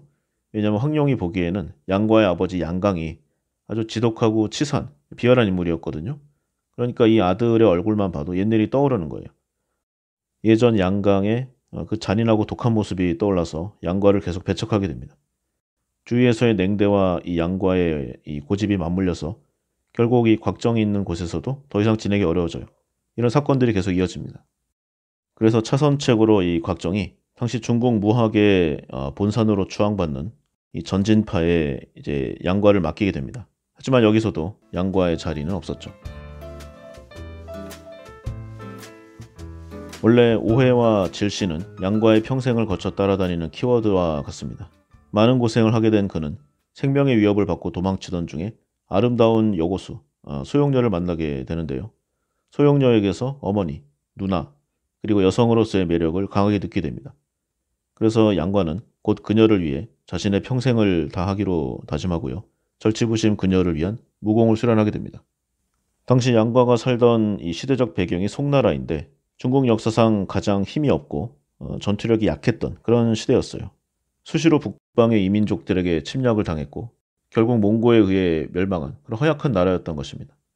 좋게 말해서 문을 무보다 더 위한다고 표현을 하지만 의미 없는 예법과 격식을 매우 따졌고요. 소수의 위정자, 학자들, 이런 기득권층들이 자신의 뜻대로 만들어 놓은 예의 범절을 따르기를 강요하던 그런 시대였어요. 아마도 외부로부터 여러 어려움을 겪게 되니까 내부 통제의 수단을 더 엄격하게 하기 마련이고요. 강한 외적보다는 내부에서 희생양을 찾았던 듯도 합니다. 마치 우리의 조선과 비슷한 내용이죠. 그리고 양과는 기본적인 무공을 이 소용녀에게 배우긴 했지만 사실상 나이 차이도 얼마 나지 않았고 스승이라기보다는 원래부터 충명했던 양과에게 그냥 어느 정도 기를 터준 그런 정도에 불과했어요. 양과가 연마한 무술들 역시 여기저기 인연에 의해 얻게 된 내용들을 스스로 융합한 이 창의적인 것들이 대부분이었습니다. 그러나 양과에게 이 큰 신세와 은혜를 입었음에도 불구하고 고루한 예법에 빠져 있던 다른 사람들, 이 두 사람을 사제지간으로 인식하고 크게 비난하게 돼요. 스승에 대한 예의를 엄격히 규정하던 당시의 시대상, 여기서 사제 간의 결혼은 있을 수 없는 폐륜 범죄로 인식되었기 때문입니다. 둘의 결혼 결심을 바꾸지 못한다는 생각에 양과를 죽이기까지 결심한 이 곽정. 그의 행동을 보면 좀 답답함이 있죠. 이 곽정이 어떤 사람입니까? 공명정대하고 영웅의 풍모를 지닌 당대의 인물이에요. 그런 곽정이 이 정도였으니까 다른 사람들은 보나마나죠. 곽정은 실상 이렇게 융통성 없는 성격 때문에 자유로운 영혼의 소유자인 이 황룡의 아버지, 그러니까 장인인 황약사와도 잘 맞지 않는 그런 스타일이었습니다. 그 후로도 긴 여정을 겪으며 만나게 되는 다양한 인간 군상들. 그들에 의해 양과는 사랑을 얻고 정을 느끼며 분노하고 동정하고 기쁘고 슬픈 많은 인생 경험을 하게 됩니다. 그리고 연이어 맞이하게 되는 어려운 문제들을 뛰어난 지혜와 굳은 의지로 해결해가는 과정에서 어느덧 그는 무공에서도 인생에서도 고수로 성장하게 됩니다. 허례허식에 얽매이지 않는 양과는 다른 이들이 악당이라고 부르는 이 구양봉과도 부자지간을 맺었고 곽정의 양아들 격이면서 동시에 이 곽정의 장인 황약사와도 친구로 지냈습니다. 대단하죠. 나이 차이도 엄청나게 많고요. 이 황약사가 어떤 사람입니까? 동쪽의 사이한 인물. 수틀리면 바로 사람을 죽이는 이걸 개의치 않는 그런 사람이에요. 그런데 이 황약사가 실제로 고수가 아니었을 때 이미 양과를 인정하고 친구 관계를 맺었습니다. 또 최초에 양과가 몸을 의탁했던 전진파, 거기서 이제 그냥 한 중간 레벨의 사람들한테 시달림을 받았잖아요. 질투를 받고. 그런데 오히려 전진파의 최고 고수, 그리고 최고 직급과 배분인 이 주백통과도 친구이자 오히려 그 사람에게 무공을 가르친 스승이 되기도 합니다. 또한 이 소영녀와 헤어지고 방황하던 시절에는 황약사의 다른 제자인 정영, 이 여인과 의남매를 맺기도 하죠. 또한 자신의 마음에 드는가 아닌가를 기준으로 자신만의 멋진 매력이 있는가, 이걸 기준으로 삼아서 사람을 사귀었습니다. 따라서 일반적으로 다른 이들이 생각하는 정파와 사파의 개념은 양과에게는 의미가 없었어요. 다소 괴이하거나 특이한 사람도 친구로 많이 사귀었고요. 모두가 좋은 사람이라고 해도 그 자신 기준에 맞지 않으면 관심을 두지 않았습니다. 또 양과는 고민과 번뇌의 캐릭터이기도 한데요. 당시 송나라 전체의 영웅이면서 정의롭고 충직하면서 전통적이긴 하나 멋진 남자의 표상인 의부 곽정, 이 사람을 크게 인정하는 한편 자신의 아버지를 죽인 것에 복수를 결심하기도 합니다. 그러나 나라를 위해 자신의 사사로운 한 목숨이 무엇이 중하냐며 피 끓는 충절과 굳은 신념의 곽정을 보고는 결국 개인적인 복수를 포기하게 되죠. 그에 더해 곽정은 이제 어떤 기준으로 봐도 공명정대한 영웅이죠. 그렇기 때문에 얼굴도 한번 보지 못한 자신의 아버지가 곽정에게 미치지 못함 또한 크게 아쉬워합니다. 그리고 자신에게 뭔가를 크게 잘못하진 않았지만 시종 냉대했고요. 핵심적인 것은 하나도 전수해주지 않았던 이 곽정의 부인 황룡. 그러나 이 황룡과 시종 대립하고 견제하면서도 정작 황룡이 적에 의해 위기에 빠지자 양과는 수차례나 목숨을 걸고 그녀를 구해줬습니다. 절체절명의 순간 이익을 계산하지 않고 의협에 목숨을 거는 그의 남자답고 뜨거운 마음에 마침내 황룡조차도 감탄에 마지 않게 되죠. 또 사소한 오해로 자신의 팔을 자른 이 곽정의 딸 곽부를 여러 번 죽일 기회가 있었지만 차마 죽이지 못하고 이것이 그녀의 미모 때문인가 자신의 관대함 때문인가를 고민합니다. 이러한 중국판 햄릿이기도 한 양과이지만요. 그러나 뭐니 해도 양과의 트레이드 마크는 뜨거움이죠. 열혈. 거의 100% 이 강압에 이뤄진 부자 관계였지만 어린 나이에도 이 끝까지 고향분과의 의리를 지켜서 그의 생명을 구합니다. 이를 위해 곽정의 눈밖에 나는 것도 마다하지 않죠. 또 자신을 사랑해준 소영녀를 위해서 무서운 적, 도저히 이길 수 없는 적들 앞에서도 목숨을 겁니다. 저 강대한 몽고 무사들과의 비무대회에서도 중국을 무시하는 외국의 오랑캐들에게 도전, 마침내 기지를 발휘해서 무공이 한참 부족함에도 중국인의 기상을 보여줬고 그들에게 패배를 안기게 되죠. 그래서 한순간에 이제 중원의 영웅이 된 양과였는데 이를 대견해하며 곽정이 자신의 딸 곽부와의 혼사를 추진하자 자신의 반려자는 소영녀라며 주위의 온갖 비난과 억압에도 자신의 뜻을 꺾지 않습니다. 당대 최고의 무림명가 곽정의 사위가 되는 길을 마다한 것이죠. 이것이 무엇을 뜻하는가? 만약에 우리가 지금 한 20대 초중반의 이제 청년인데요. 갑자기 뭐 예를 들어서 이제 삼성에서 내 외동딸을 당신과 결혼시키겠다. 빨리 결혼하자. 이러는데 이거 거절한 거예요. 이런 사람이 과연 몇 명이나 있겠습니까? 그리고 이후 뜻하지 않게 헤어진 소영녀를 되찾기 위해서 여러 번 목숨을 걸어 그녀에게 자신의 마음과 사랑을 보여줍니다. 그리고 고난 끝에 이 소영녀가 적의 이 독에 중독되어서 치명상을 입게 되는데 이제 그래서 그녀가 수백 장 절벽 아래로 뛰어들게 됩니다. 그리고는 혹 자신을 위해 양과도 몸을 해칠까 걱정되는 마음에 16년 뒤에 보자는 글을 남기게 되는데 이 한 문장을 믿고 양과가 16년을 한결같이 기다린 끝에 시간이 지난 다음 마침내 소영녀가 뛰어내린 그 절벽에 몸을 던지게 되는 장면이 있습니다. 이 소설의 백미고 과연 인간의 삶의 의미는 무엇인가 여러 번 생각하게 되는 그런 장면이었어요. 이 외에도 이 수많은 에피소드들을 통해서 평생을 좋은 벗들과 우정을 나누고 의협과 열정으로 행동하며 살아갑니다. 그리고 연인이긴 하지만 소영녀와 양과는 사실 정반대의 성향을 가진 캐릭터예요. 양과는 마음이 불과같이 타오르는 이 정열적인 속성인데 반해서 소영녀는 인간사의 정욕을 잊어버리고 조용하고 고즈넉하게 고고하게 살고 싶은 어떤 의미에서는 좀 세속을 벗어난 그런 사람이었어요. 아마도 소영녀가 양과를 사랑하게 된 것은 양과의 끊임없는 정열과 모험 추구가 아니었을까. 또한 양과가 소영녀를 사랑하게 된 것도 뭔가 다른 여자들과는 다른 이 유유자적한 스타일의 사람을 끌어당기는 매력이 있었기 때문이 아닌가 이런 생각을 해봅니다. 한평생 고난을 겪는 불우한 캐릭터잖아요, 양과. 그래서 세상의 어려움을 겪을수록 그녀에 대한 애정과 마음이 점점 더 굳어졌고요. 본의 아니게 주위의 상황 때문에 서로 헤어졌다 만나고 하면서 이러한 경향은 더욱더 강해지고 결국 그녀를 위해 목숨을 걸게 됩니다.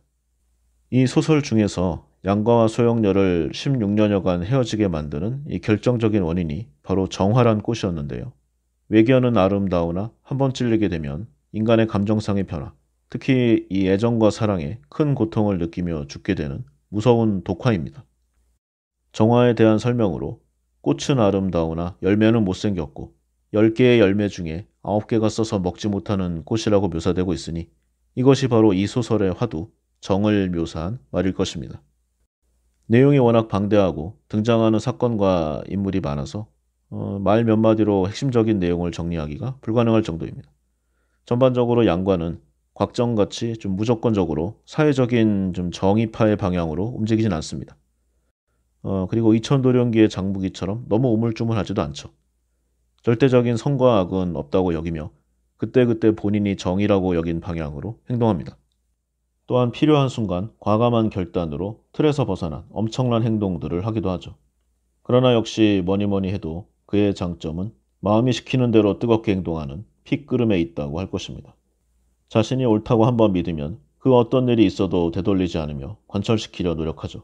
그리고 아니라고 결정하면 주위에 그 누가 뭐래도 자신의 선택을 믿고 행동합니다. 신조협녀 양과, 소설의 주인공이니만큼 당연히 실존하는 인물은 아닙니다. 그러나 이러한 뜨거운 인물은 실제 우리들의 삶에도 충분한 롤 모델이 될 수 있지 않을까 하는 생각을 해봤습니다.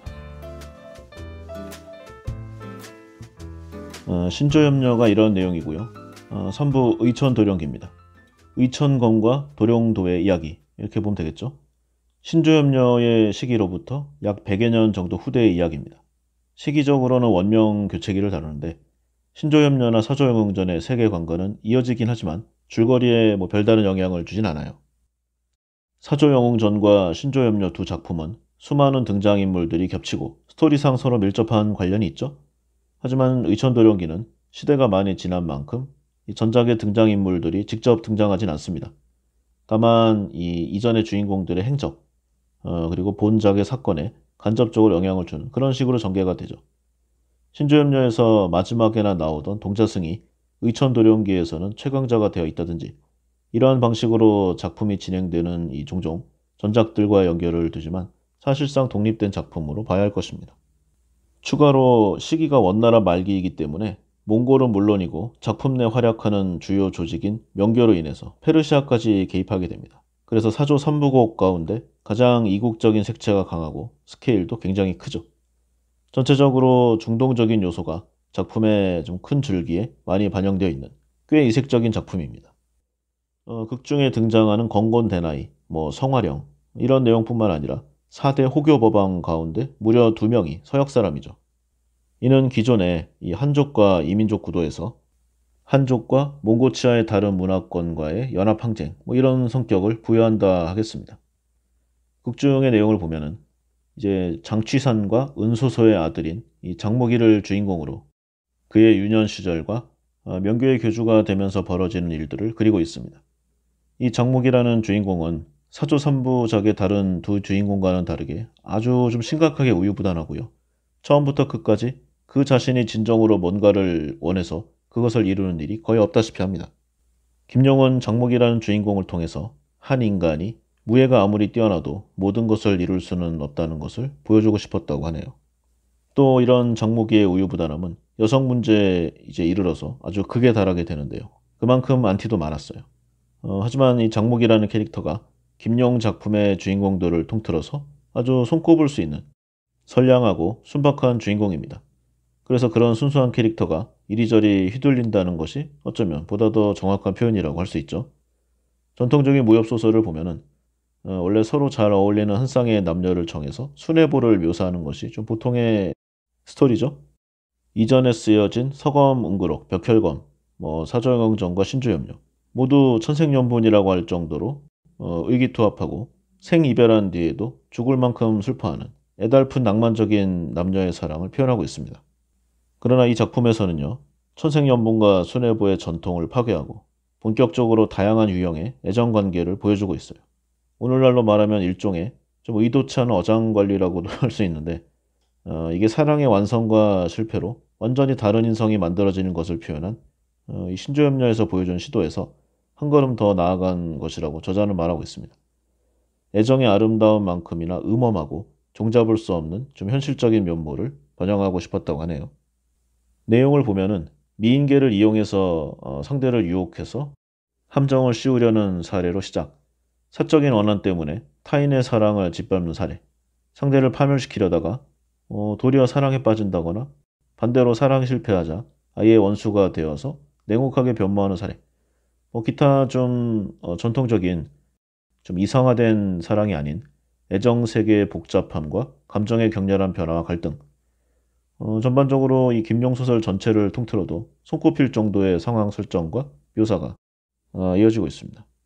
한꺼번에 여러 명의 여성이 동시에 등장해서 치정 싸움에 엮이는 전개, 흔히 상상하기 쉬운 좀 서구의 하렘식 구성이 아니라 애정 때문에 계속해서 마음속 번뇌하는 인간의 모습을 그려내려는 작가의 의도, 이게 반영된 것이라고 해야 하겠죠. 즉 장목이는 마지막까지 여성 문제에 휘말려서 방황했고요. 그 치열한 치정 싸움의 과정 속에서 이 장목이의 마음과 그가 처한 상황을 가장 잘 알고 캐치한 이 조민에게 붙들렸다. 이렇게 보면 정확할 것입니다. 김용 스스로도 의천도령기에 대해 묘사할 때 낭만적이고 행복한 사랑은 표현되지 않았다고 말하고 있습니다. 작중 주인공 장목이가 계속 되뇌는 말, 어머니의 유언인데요. 예쁜 여자일수록 사람을 잘 속인다. 근데 이거 맞는 것 같아요, 좀. 그래서 이성관계로 인해 계속해서 곤란한 상황에 처하게 되는 걸 알면서도 계속 연이어 방황하는 인간의 딜레마를 상징적으로 표현해주고 있습니다. 다시 말해서 이 의천도령기는 인간이 생각할 수 있는 아름답고 슬픈 사랑을 좀 표상한 신조협녀와는 전혀 다른 결을 가진 뛰어난 애정 소설이다. 이렇게 말할 수가 있을 겁니다. 이런 현실 세계에서 겪는 애정의 고통에 대한 주제의식은 나중에 이 천룡팔부에서 더 좀 예술적이고 심화적으로 다뤄지게 되죠. 그래서 의천도령기의 기본 배경이 이렇고요. 그 내용을 잠깐 보면은 의천도령기라는 제목이 작품 속에서 천하무적의 병기로 알려진 두 가지 무기, 의천검과 도령도로부터 유래한다. 이런 설정입니다. 무당 장문인 장산봉의 제자 유대암이 이 도령도에 얽힌 사건에 말려드는 것이 이 소설의 이제 시작이죠. 이 두 가지 무기를 모두 얻으면 무림의 지존이 될 수 있다는 전설이 전해지고 있는데, 이 때문에 작중에 등장하는 많은 무림인들이 의천검과 도령도에 열을 올리게 돼요. 실제로 두 무기로부터 비롯된 온갖 사건들이 소설의 처음부터 끝까지 끊이지 않고 일어납니다. 그리고 중반부에 이 의천검과 도령도는 이 곽정 황용이 양과에게서 받은 이 현철 중검과 서방의 강철들을 이용해서 만든 것이 언급이 되는데, 이제 몽골의 힘이 강대해지면서 훗날을 도모하고자 이 의천검과 도령도에 좀 무공 비급을 숨겨요. 각각 이제 구음진경과 항용 18장, 그리고 천하무적의 병법서인 이 무목유서인데, 실제 보면은 책 한 권 본다고 전쟁을 이길 수가 있겠는가마는 어디까지나 소설적인 재미로서는 좋은 아이템이 분명하리라 봅니다. 김용의 작품 중에서는 이제 실제 역사와 가장 거리가 좀 먼 창작이 좀 많이 들어간 작품이라고 볼 수 있어요. 사조영웅전과 신조협녀, 천룡팔부, 녹정기, 이런 작품들은 실제 역사 사건은 어느 정도 다르죠. 등장인물들의 노력이 실제 역사의 대세를 거스르지 못하거나 감춰진 흑역사 정도로만 좀 취급되는 그런 내용이에요. 근데 이 작품에서 장목이는 사실상 원나라를 멸망시킨 주인공으로 등장하게 됩니다. 이 부분이 지나치게 강조된 나머지 마지막 말미에는 이제 중원장에게 속아서 정권을 빼앗기는 부분으로 묘사가 되는데 여러모로 설득력이 부족하죠. 이 때문에 막판에 강렬한 인상을 남기고 끝난 사조영웅전이나 신조협녀와는 다르게 이거 정말 여기서 끝난 건가? 이렇게 하다가 실제 김용이 쓰지 않은 다른 작가들에 의한 위작을 찾아보게 된 독자들도 많이 있었다고 합니다. 그래서인지 이 부분은 나중에 발간된 개정판에서 욕심 없이 물러나는 것으로 좀 대체되었다고 하네요. 그리고 이제 무협지로서의 이제 묘사 자체는 전작인 사조영웅전이나 신조협녀와 비교해서 상당히 이질적이고요. 장목이나 장산봉 정도 이외에는 뭐 천하오절이나 아니면 곽정양과 금륜법왕 등에 필적할 만한 고수들도 거의 눈에 띄지 않습니다. 게다가 새 작품의 최후반부에 공통적으로 등장하면서 주인공의 영웅화를 유도하는 그런 설정이죠. 몽고병. 이 몽고병 격퇴 장면에서도 웅장한 스케일과 좀 넘쳐흐르는 긴박감, 이걸 자랑하는 이 신조염녀나 아니면 좀 진기직헌과의 재회를 통해서 감동을 자아내는 이 사조영전에 비해서는 여러모로 좀 임팩트가 떨어진다고 할 수 있습니다. 게다가 장무기의 이 우유부단함을 넘어서 분노를 일으키기까지 하는 좀 찌질해요. 그런 애정행각 덕분에 싫어하는 사람들이 꽤 있습니다. 반대로 좀 주조연과 정사를 불문하고 세세하게 그려진 인물들 간의 좀 정과 다양한 인간군상의 표현, 이걸 좋아하는 사람들도 있죠. 그래서 천룡팔부나 소호강호까지는 못 되더라도 이 작품도 좀 인간이 좀 남녀노소 가리지 않고 선악을 가리지 않고 다양하게 이루어지고 있습니다. 가령 멸절사태나 뭐 정민군, 주구진 이런 인물들은 독자들이 치를 떨 정도의 좀 극악하고 사납고 좀 모난 여성 캐릭터를 이야기하고 있어요. 이 부분이 상당히 세밀해서 혹시 어린 시절에 학교 폭력을 당한 것은 아닌가 이런 생각도 해봤습니다. 당연히 김용의 작품인 만큼 재미는 상당하고요. 정사의 대립과 문파 사고 간의 각축 위주의 구성은 두 전작과는 다른 또 새로운 볼거리를 선사합니다. 특히 남녀 간의 이런 좀 심리적인 그런 애정의 묘사가 탁월해요. 중점적으로 다뤄지는 주제는 이제 부모의 사랑으로 볼 수 있는데요. 사조영웅전의 영웅이란 무엇인가, 그리고 신조염녀의 남녀의 사랑과 대비되어서 좀 진중한 분위기를 이끌어냅니다. 또 다른 주인공 격의 캐릭터 사손, 이 사손의 이 장무기에 대한 애착이나 장산봉의 제자 사랑, 기타 부모와 자식, 스승과 제자의 애정과 고뇌, 김용의 저서 중에도 가장 이런 부분들이 잘 묘사되었다고 할 수 있습니다. 예를 들어서 미친 광인처럼 날뛰던 살인마 사손이 아이가 태어난 울음소리를 듣고 한순간 인간성을 되찾는 대목은 수많은 독자들을 감동하게 한 명장면 중의 하나죠. 김용의 소설이 전반적으로 그렇지만 의천도령기도 이 중국사에 대한 기본적인 이해가 있으면 작품 배경을 이해하기가 좀 편합니다. 특히 남송이 어떻게 멸망했고 악비가 어떤 이유로 중국에서 추앙받는가 이런 정도를 알고 있으면 작품 내내 등장하는 이 한족의 몽골에 대한 반발, 그리고 장무기와 조민 이 커플에 대한 주변 인물들의 우려를 좀 더 깊이 있게 이해할 수가 있겠죠. 다른 작품들과 마찬가지로 백문이 불여 일견, 그 아무리 들어도요 실제 한번 읽어보는 재미에 몇백 분의 일도 되지 않을 것이라 저는 감히 장담할 수 있습니다. 시간 되실 때 읽어보지 마시고요. 시간을 꼭 내서 뭐 제대로 처음부터 끝까지 읽어보시기를 권합니다. 요새 인터넷을 넘어서 이제 모바일, 그리고 이제 몇 분이 아니라 몇 초도 못 기다리는 이제 그런 조급함의 시대잖아요. 김용의 소설을 읽어보시면은 느림의 미학이 알려주는 진정한 문학의 재미를 느끼실 수 있으리라 생각합니다. 기본적인 내용이 이렇고요. 이제 김용 세계관의 무공고수 순위를 한번 이야기해 보고자 합니다. 생각하기에 따라서는 참 유치한 생각이에요. 누가 강하나. 그런데 생각하기에 따라서는 원래 무협소설을 읽는 재미가 원래 이런 것이 있는 게 아닌가 이런 생각도 있습니다. 김용의 책들이 꼭 무협만 추구하는 것은 아니에요. 사랑과 우정, 정치, 사회와 역사, 경제적인 내용도 있고요. 기본적으로는 인간의 기본 도리를 많이 이야기합니다.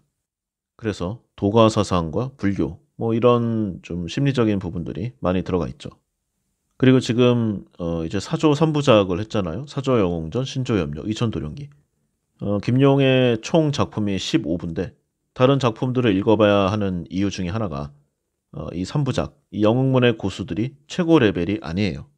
더 강한 사람들이 한 10여 명 정도는 더 있다고 봐도 무방합니다. 그 랭킹을 한번 이야기해 보겠습니다. 절대적인 건 아니고요. 당연히 보는 사람마다 다 주관이 다르죠. 제 개인적인 생각이라는 점을 다시 한번 말씀드리고자 합니다. 먼저 이 전체 세계관 최고 1등, 그 원류는 소림파 달마대사입니다. 직접적으로 책에 등장하진 않지만요. 최고의 무술 중 하나인 소림파 역근경 그리고 세수경을 창안했고 소림의 72가지 절예를 모두 사용할 수 있었던 유일하면서도 전설적인 인물입니다. 이리도강, 즉 나뭇잎 하나로 강을 건너는 이 신공의 소유자이면서 협객행의 석파천이 익힌 이 나한 복마신공의 창시자이기도 합니다.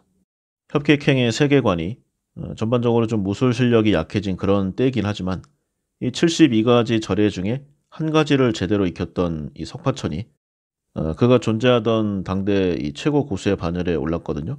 그러니까 이 모두를 창안하고 가장 절정으로 연마한 이 달마대사, 천하 제일의 무공 소유자이고 김용 세계관 최강자임에 틀림없다 하겠습니다. 그 다음 건마 독고구패. 처음 이름을 선보인 것은 신조염료인데요. 같이 살아가던 수리에 의해 안내를 받은 이 양과에 의해서 그 행적이 밝혀집니다. 직접 등장한 적은 없어요. 그렇기 때문에 이걸 익힌 양과 아니면은 이 소강호 영호충에 의해서 그 경지를 짐작할 뿐입니다. 일단 양과는 독고구패 수련법을 신조를 통해 전수받게 되죠. 희귀한 뱀을 비롯해서 각종 영물들의 이 웅담, 이거를 신조가 주워 먹인 걸로 보아서 독고구패 역시 이 뱀이나 기타 이 담을 먹고 내력이 증진되었을 것이란 생각을 유추할 수 있습니다. 하지만 신조가 아무리 영물이긴 하지만 기본적으로 짐승이잖아요. 그러니까 독고구검의 오의와 구결을 양과에게 직접 전수할 수가 없어요. 그래서 그 건법의 진수는 훗날 소호강호 편에서 화산파 영호충에게로 전수가 됩니다. 경지가 떨어지면은 그 무공의 위력을 충분히 살릴 수가 없어요. 그 예로 영호충은 독고구검을 모두 익히고도 동방불패에게 졌습니다. 그리고 양과를 보면은 독고구패의 경지는 손에 닿는 무엇이든 검으로 사용할 수 있는 불멸의 존재라고 묘사를 하고 있어요. 막루 위에서 이 금륜 법왕에 의해서 검이 깨어지는데 만약에 나에게 현철검이 있었으면 이라고 생각하는 양과와는 확실히 차원이 다른 고수임에 분명하리라고 봅니다. 그리고 3위가 무명승. 이 노승의 과거는 정확하게 나와 있지 않습니다. 다만 작중 묘사가 43년간 소림사 장경각에 숨어서 숙식을 해결했다. 이런 점으로 보아 대단한 사람임에 틀림없어요. 천하 소림 무학의 최고봉, 정종이라는 소림에서 숨어 산 것도 모자라서 근데 이거는 천룡팔부에서 주인공들의 부친인 소원산과 모용박도 가능한 수준이었습니다. 어쨌든 이 무명승이 천하 5절급 이상이거나 그 동급인 이 소원산과 모용박을 미행하면서도 들키지 않았다. 그리고 한수에 제압을 했잖아요.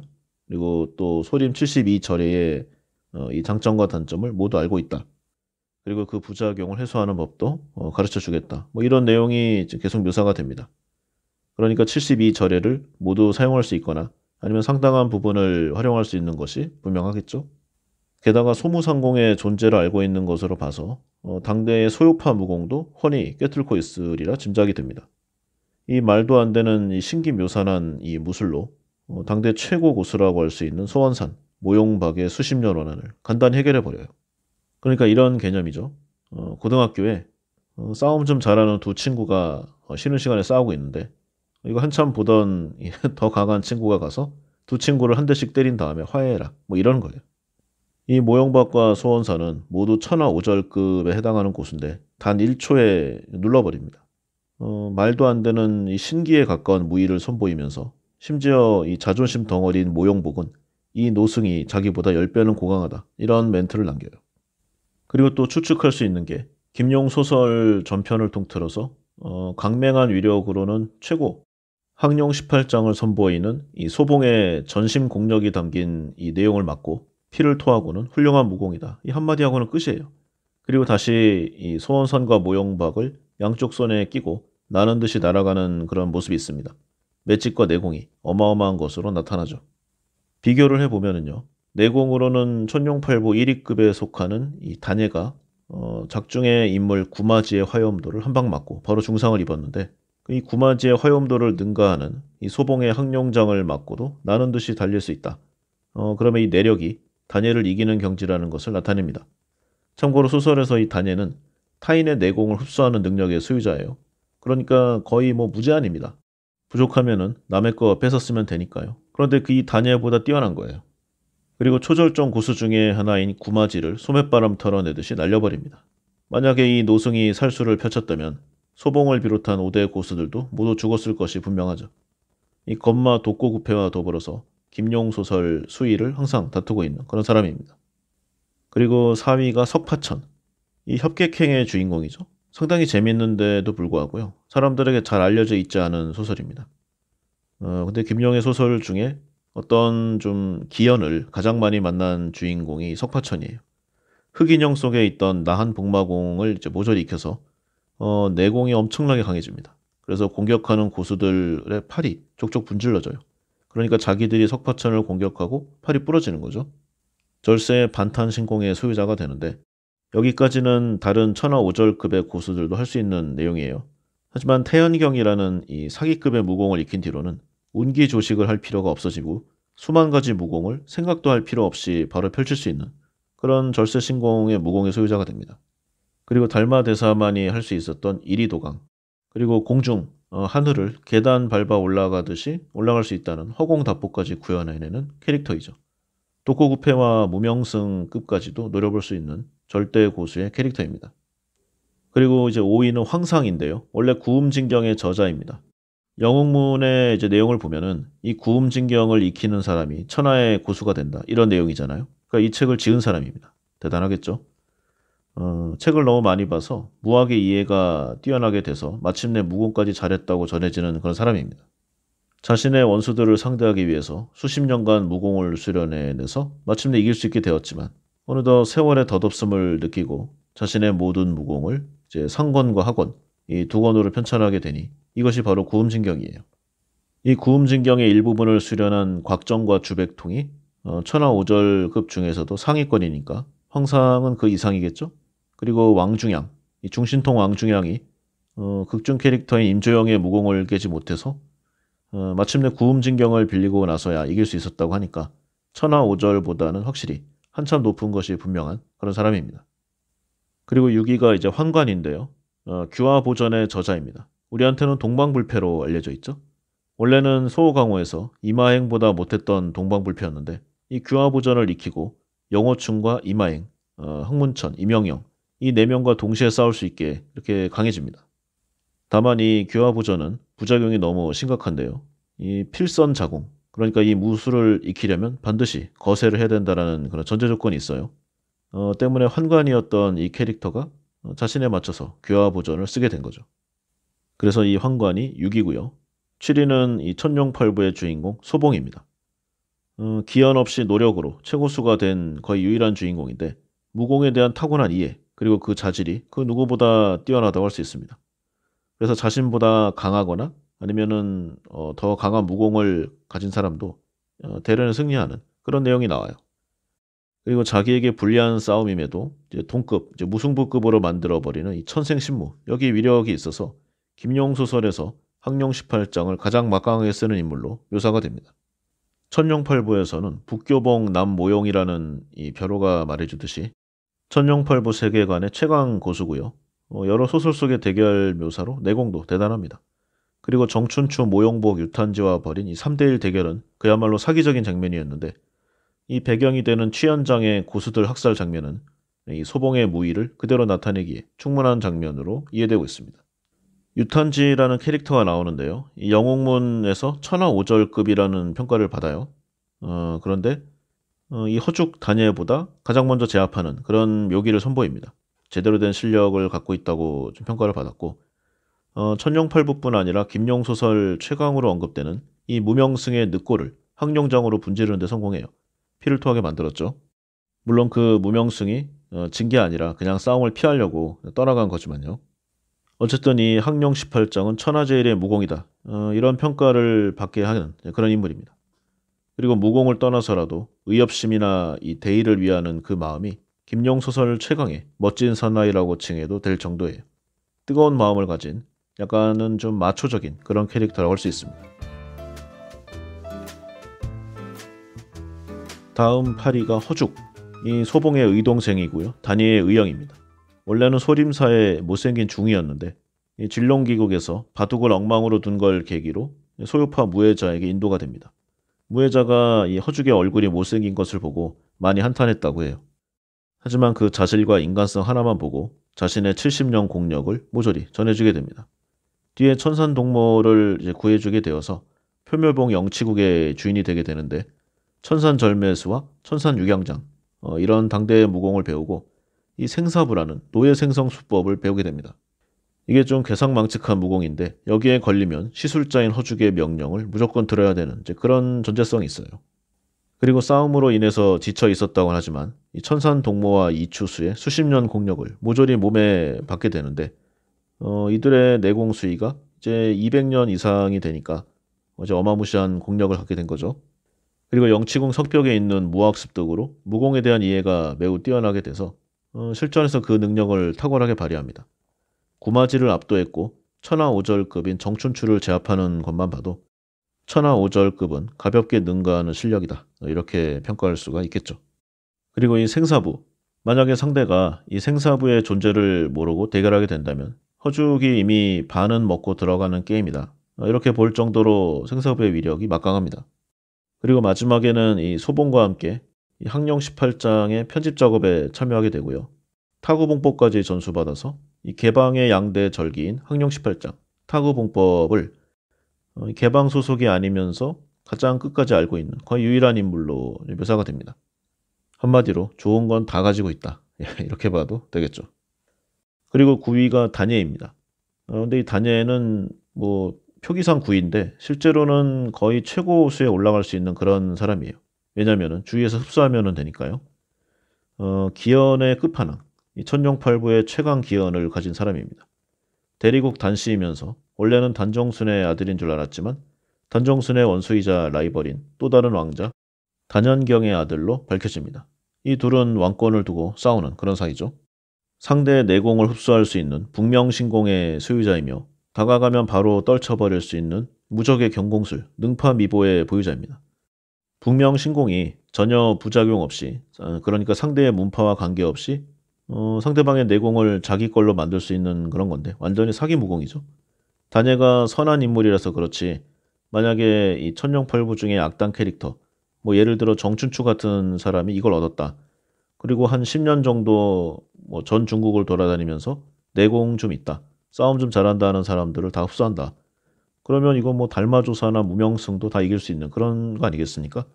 실제 이 천룡팔부 내에서도 이제 수십 명의 내공을 의도한 것보다는 좀 어쩔 수 없이 흡수하게 되는데 이 단예의 내공을 이 천룡팔부 최강 캐릭터 무명승도 당해낼 수 없는 그런 정도로까지 묘사가 돼요. 북명신공의 유일한 단점은 자신보다 내력이 높은 이 상대의 내공을 흡수하다가는 오히려 당하고 마는 거기에 있는데요. 극 중에서 단예가 제 천하오절급의 고수, 이 구마지의 내공을 흡수할 때도 아무런 문제가 없는 것으로 봐서는 이때 이미 구마지 이상이었다.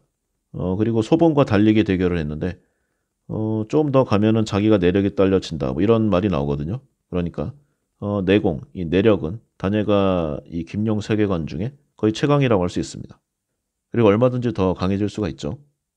또 단예는 이 후대의 길이 남을 최강 무공 중 하나인 육맥신검을 배우게 되는데 싸움 자체를 좋아하지 않아서 가지고 있는 내력에 비해 그 위력이 많고 드러나진 못합니다.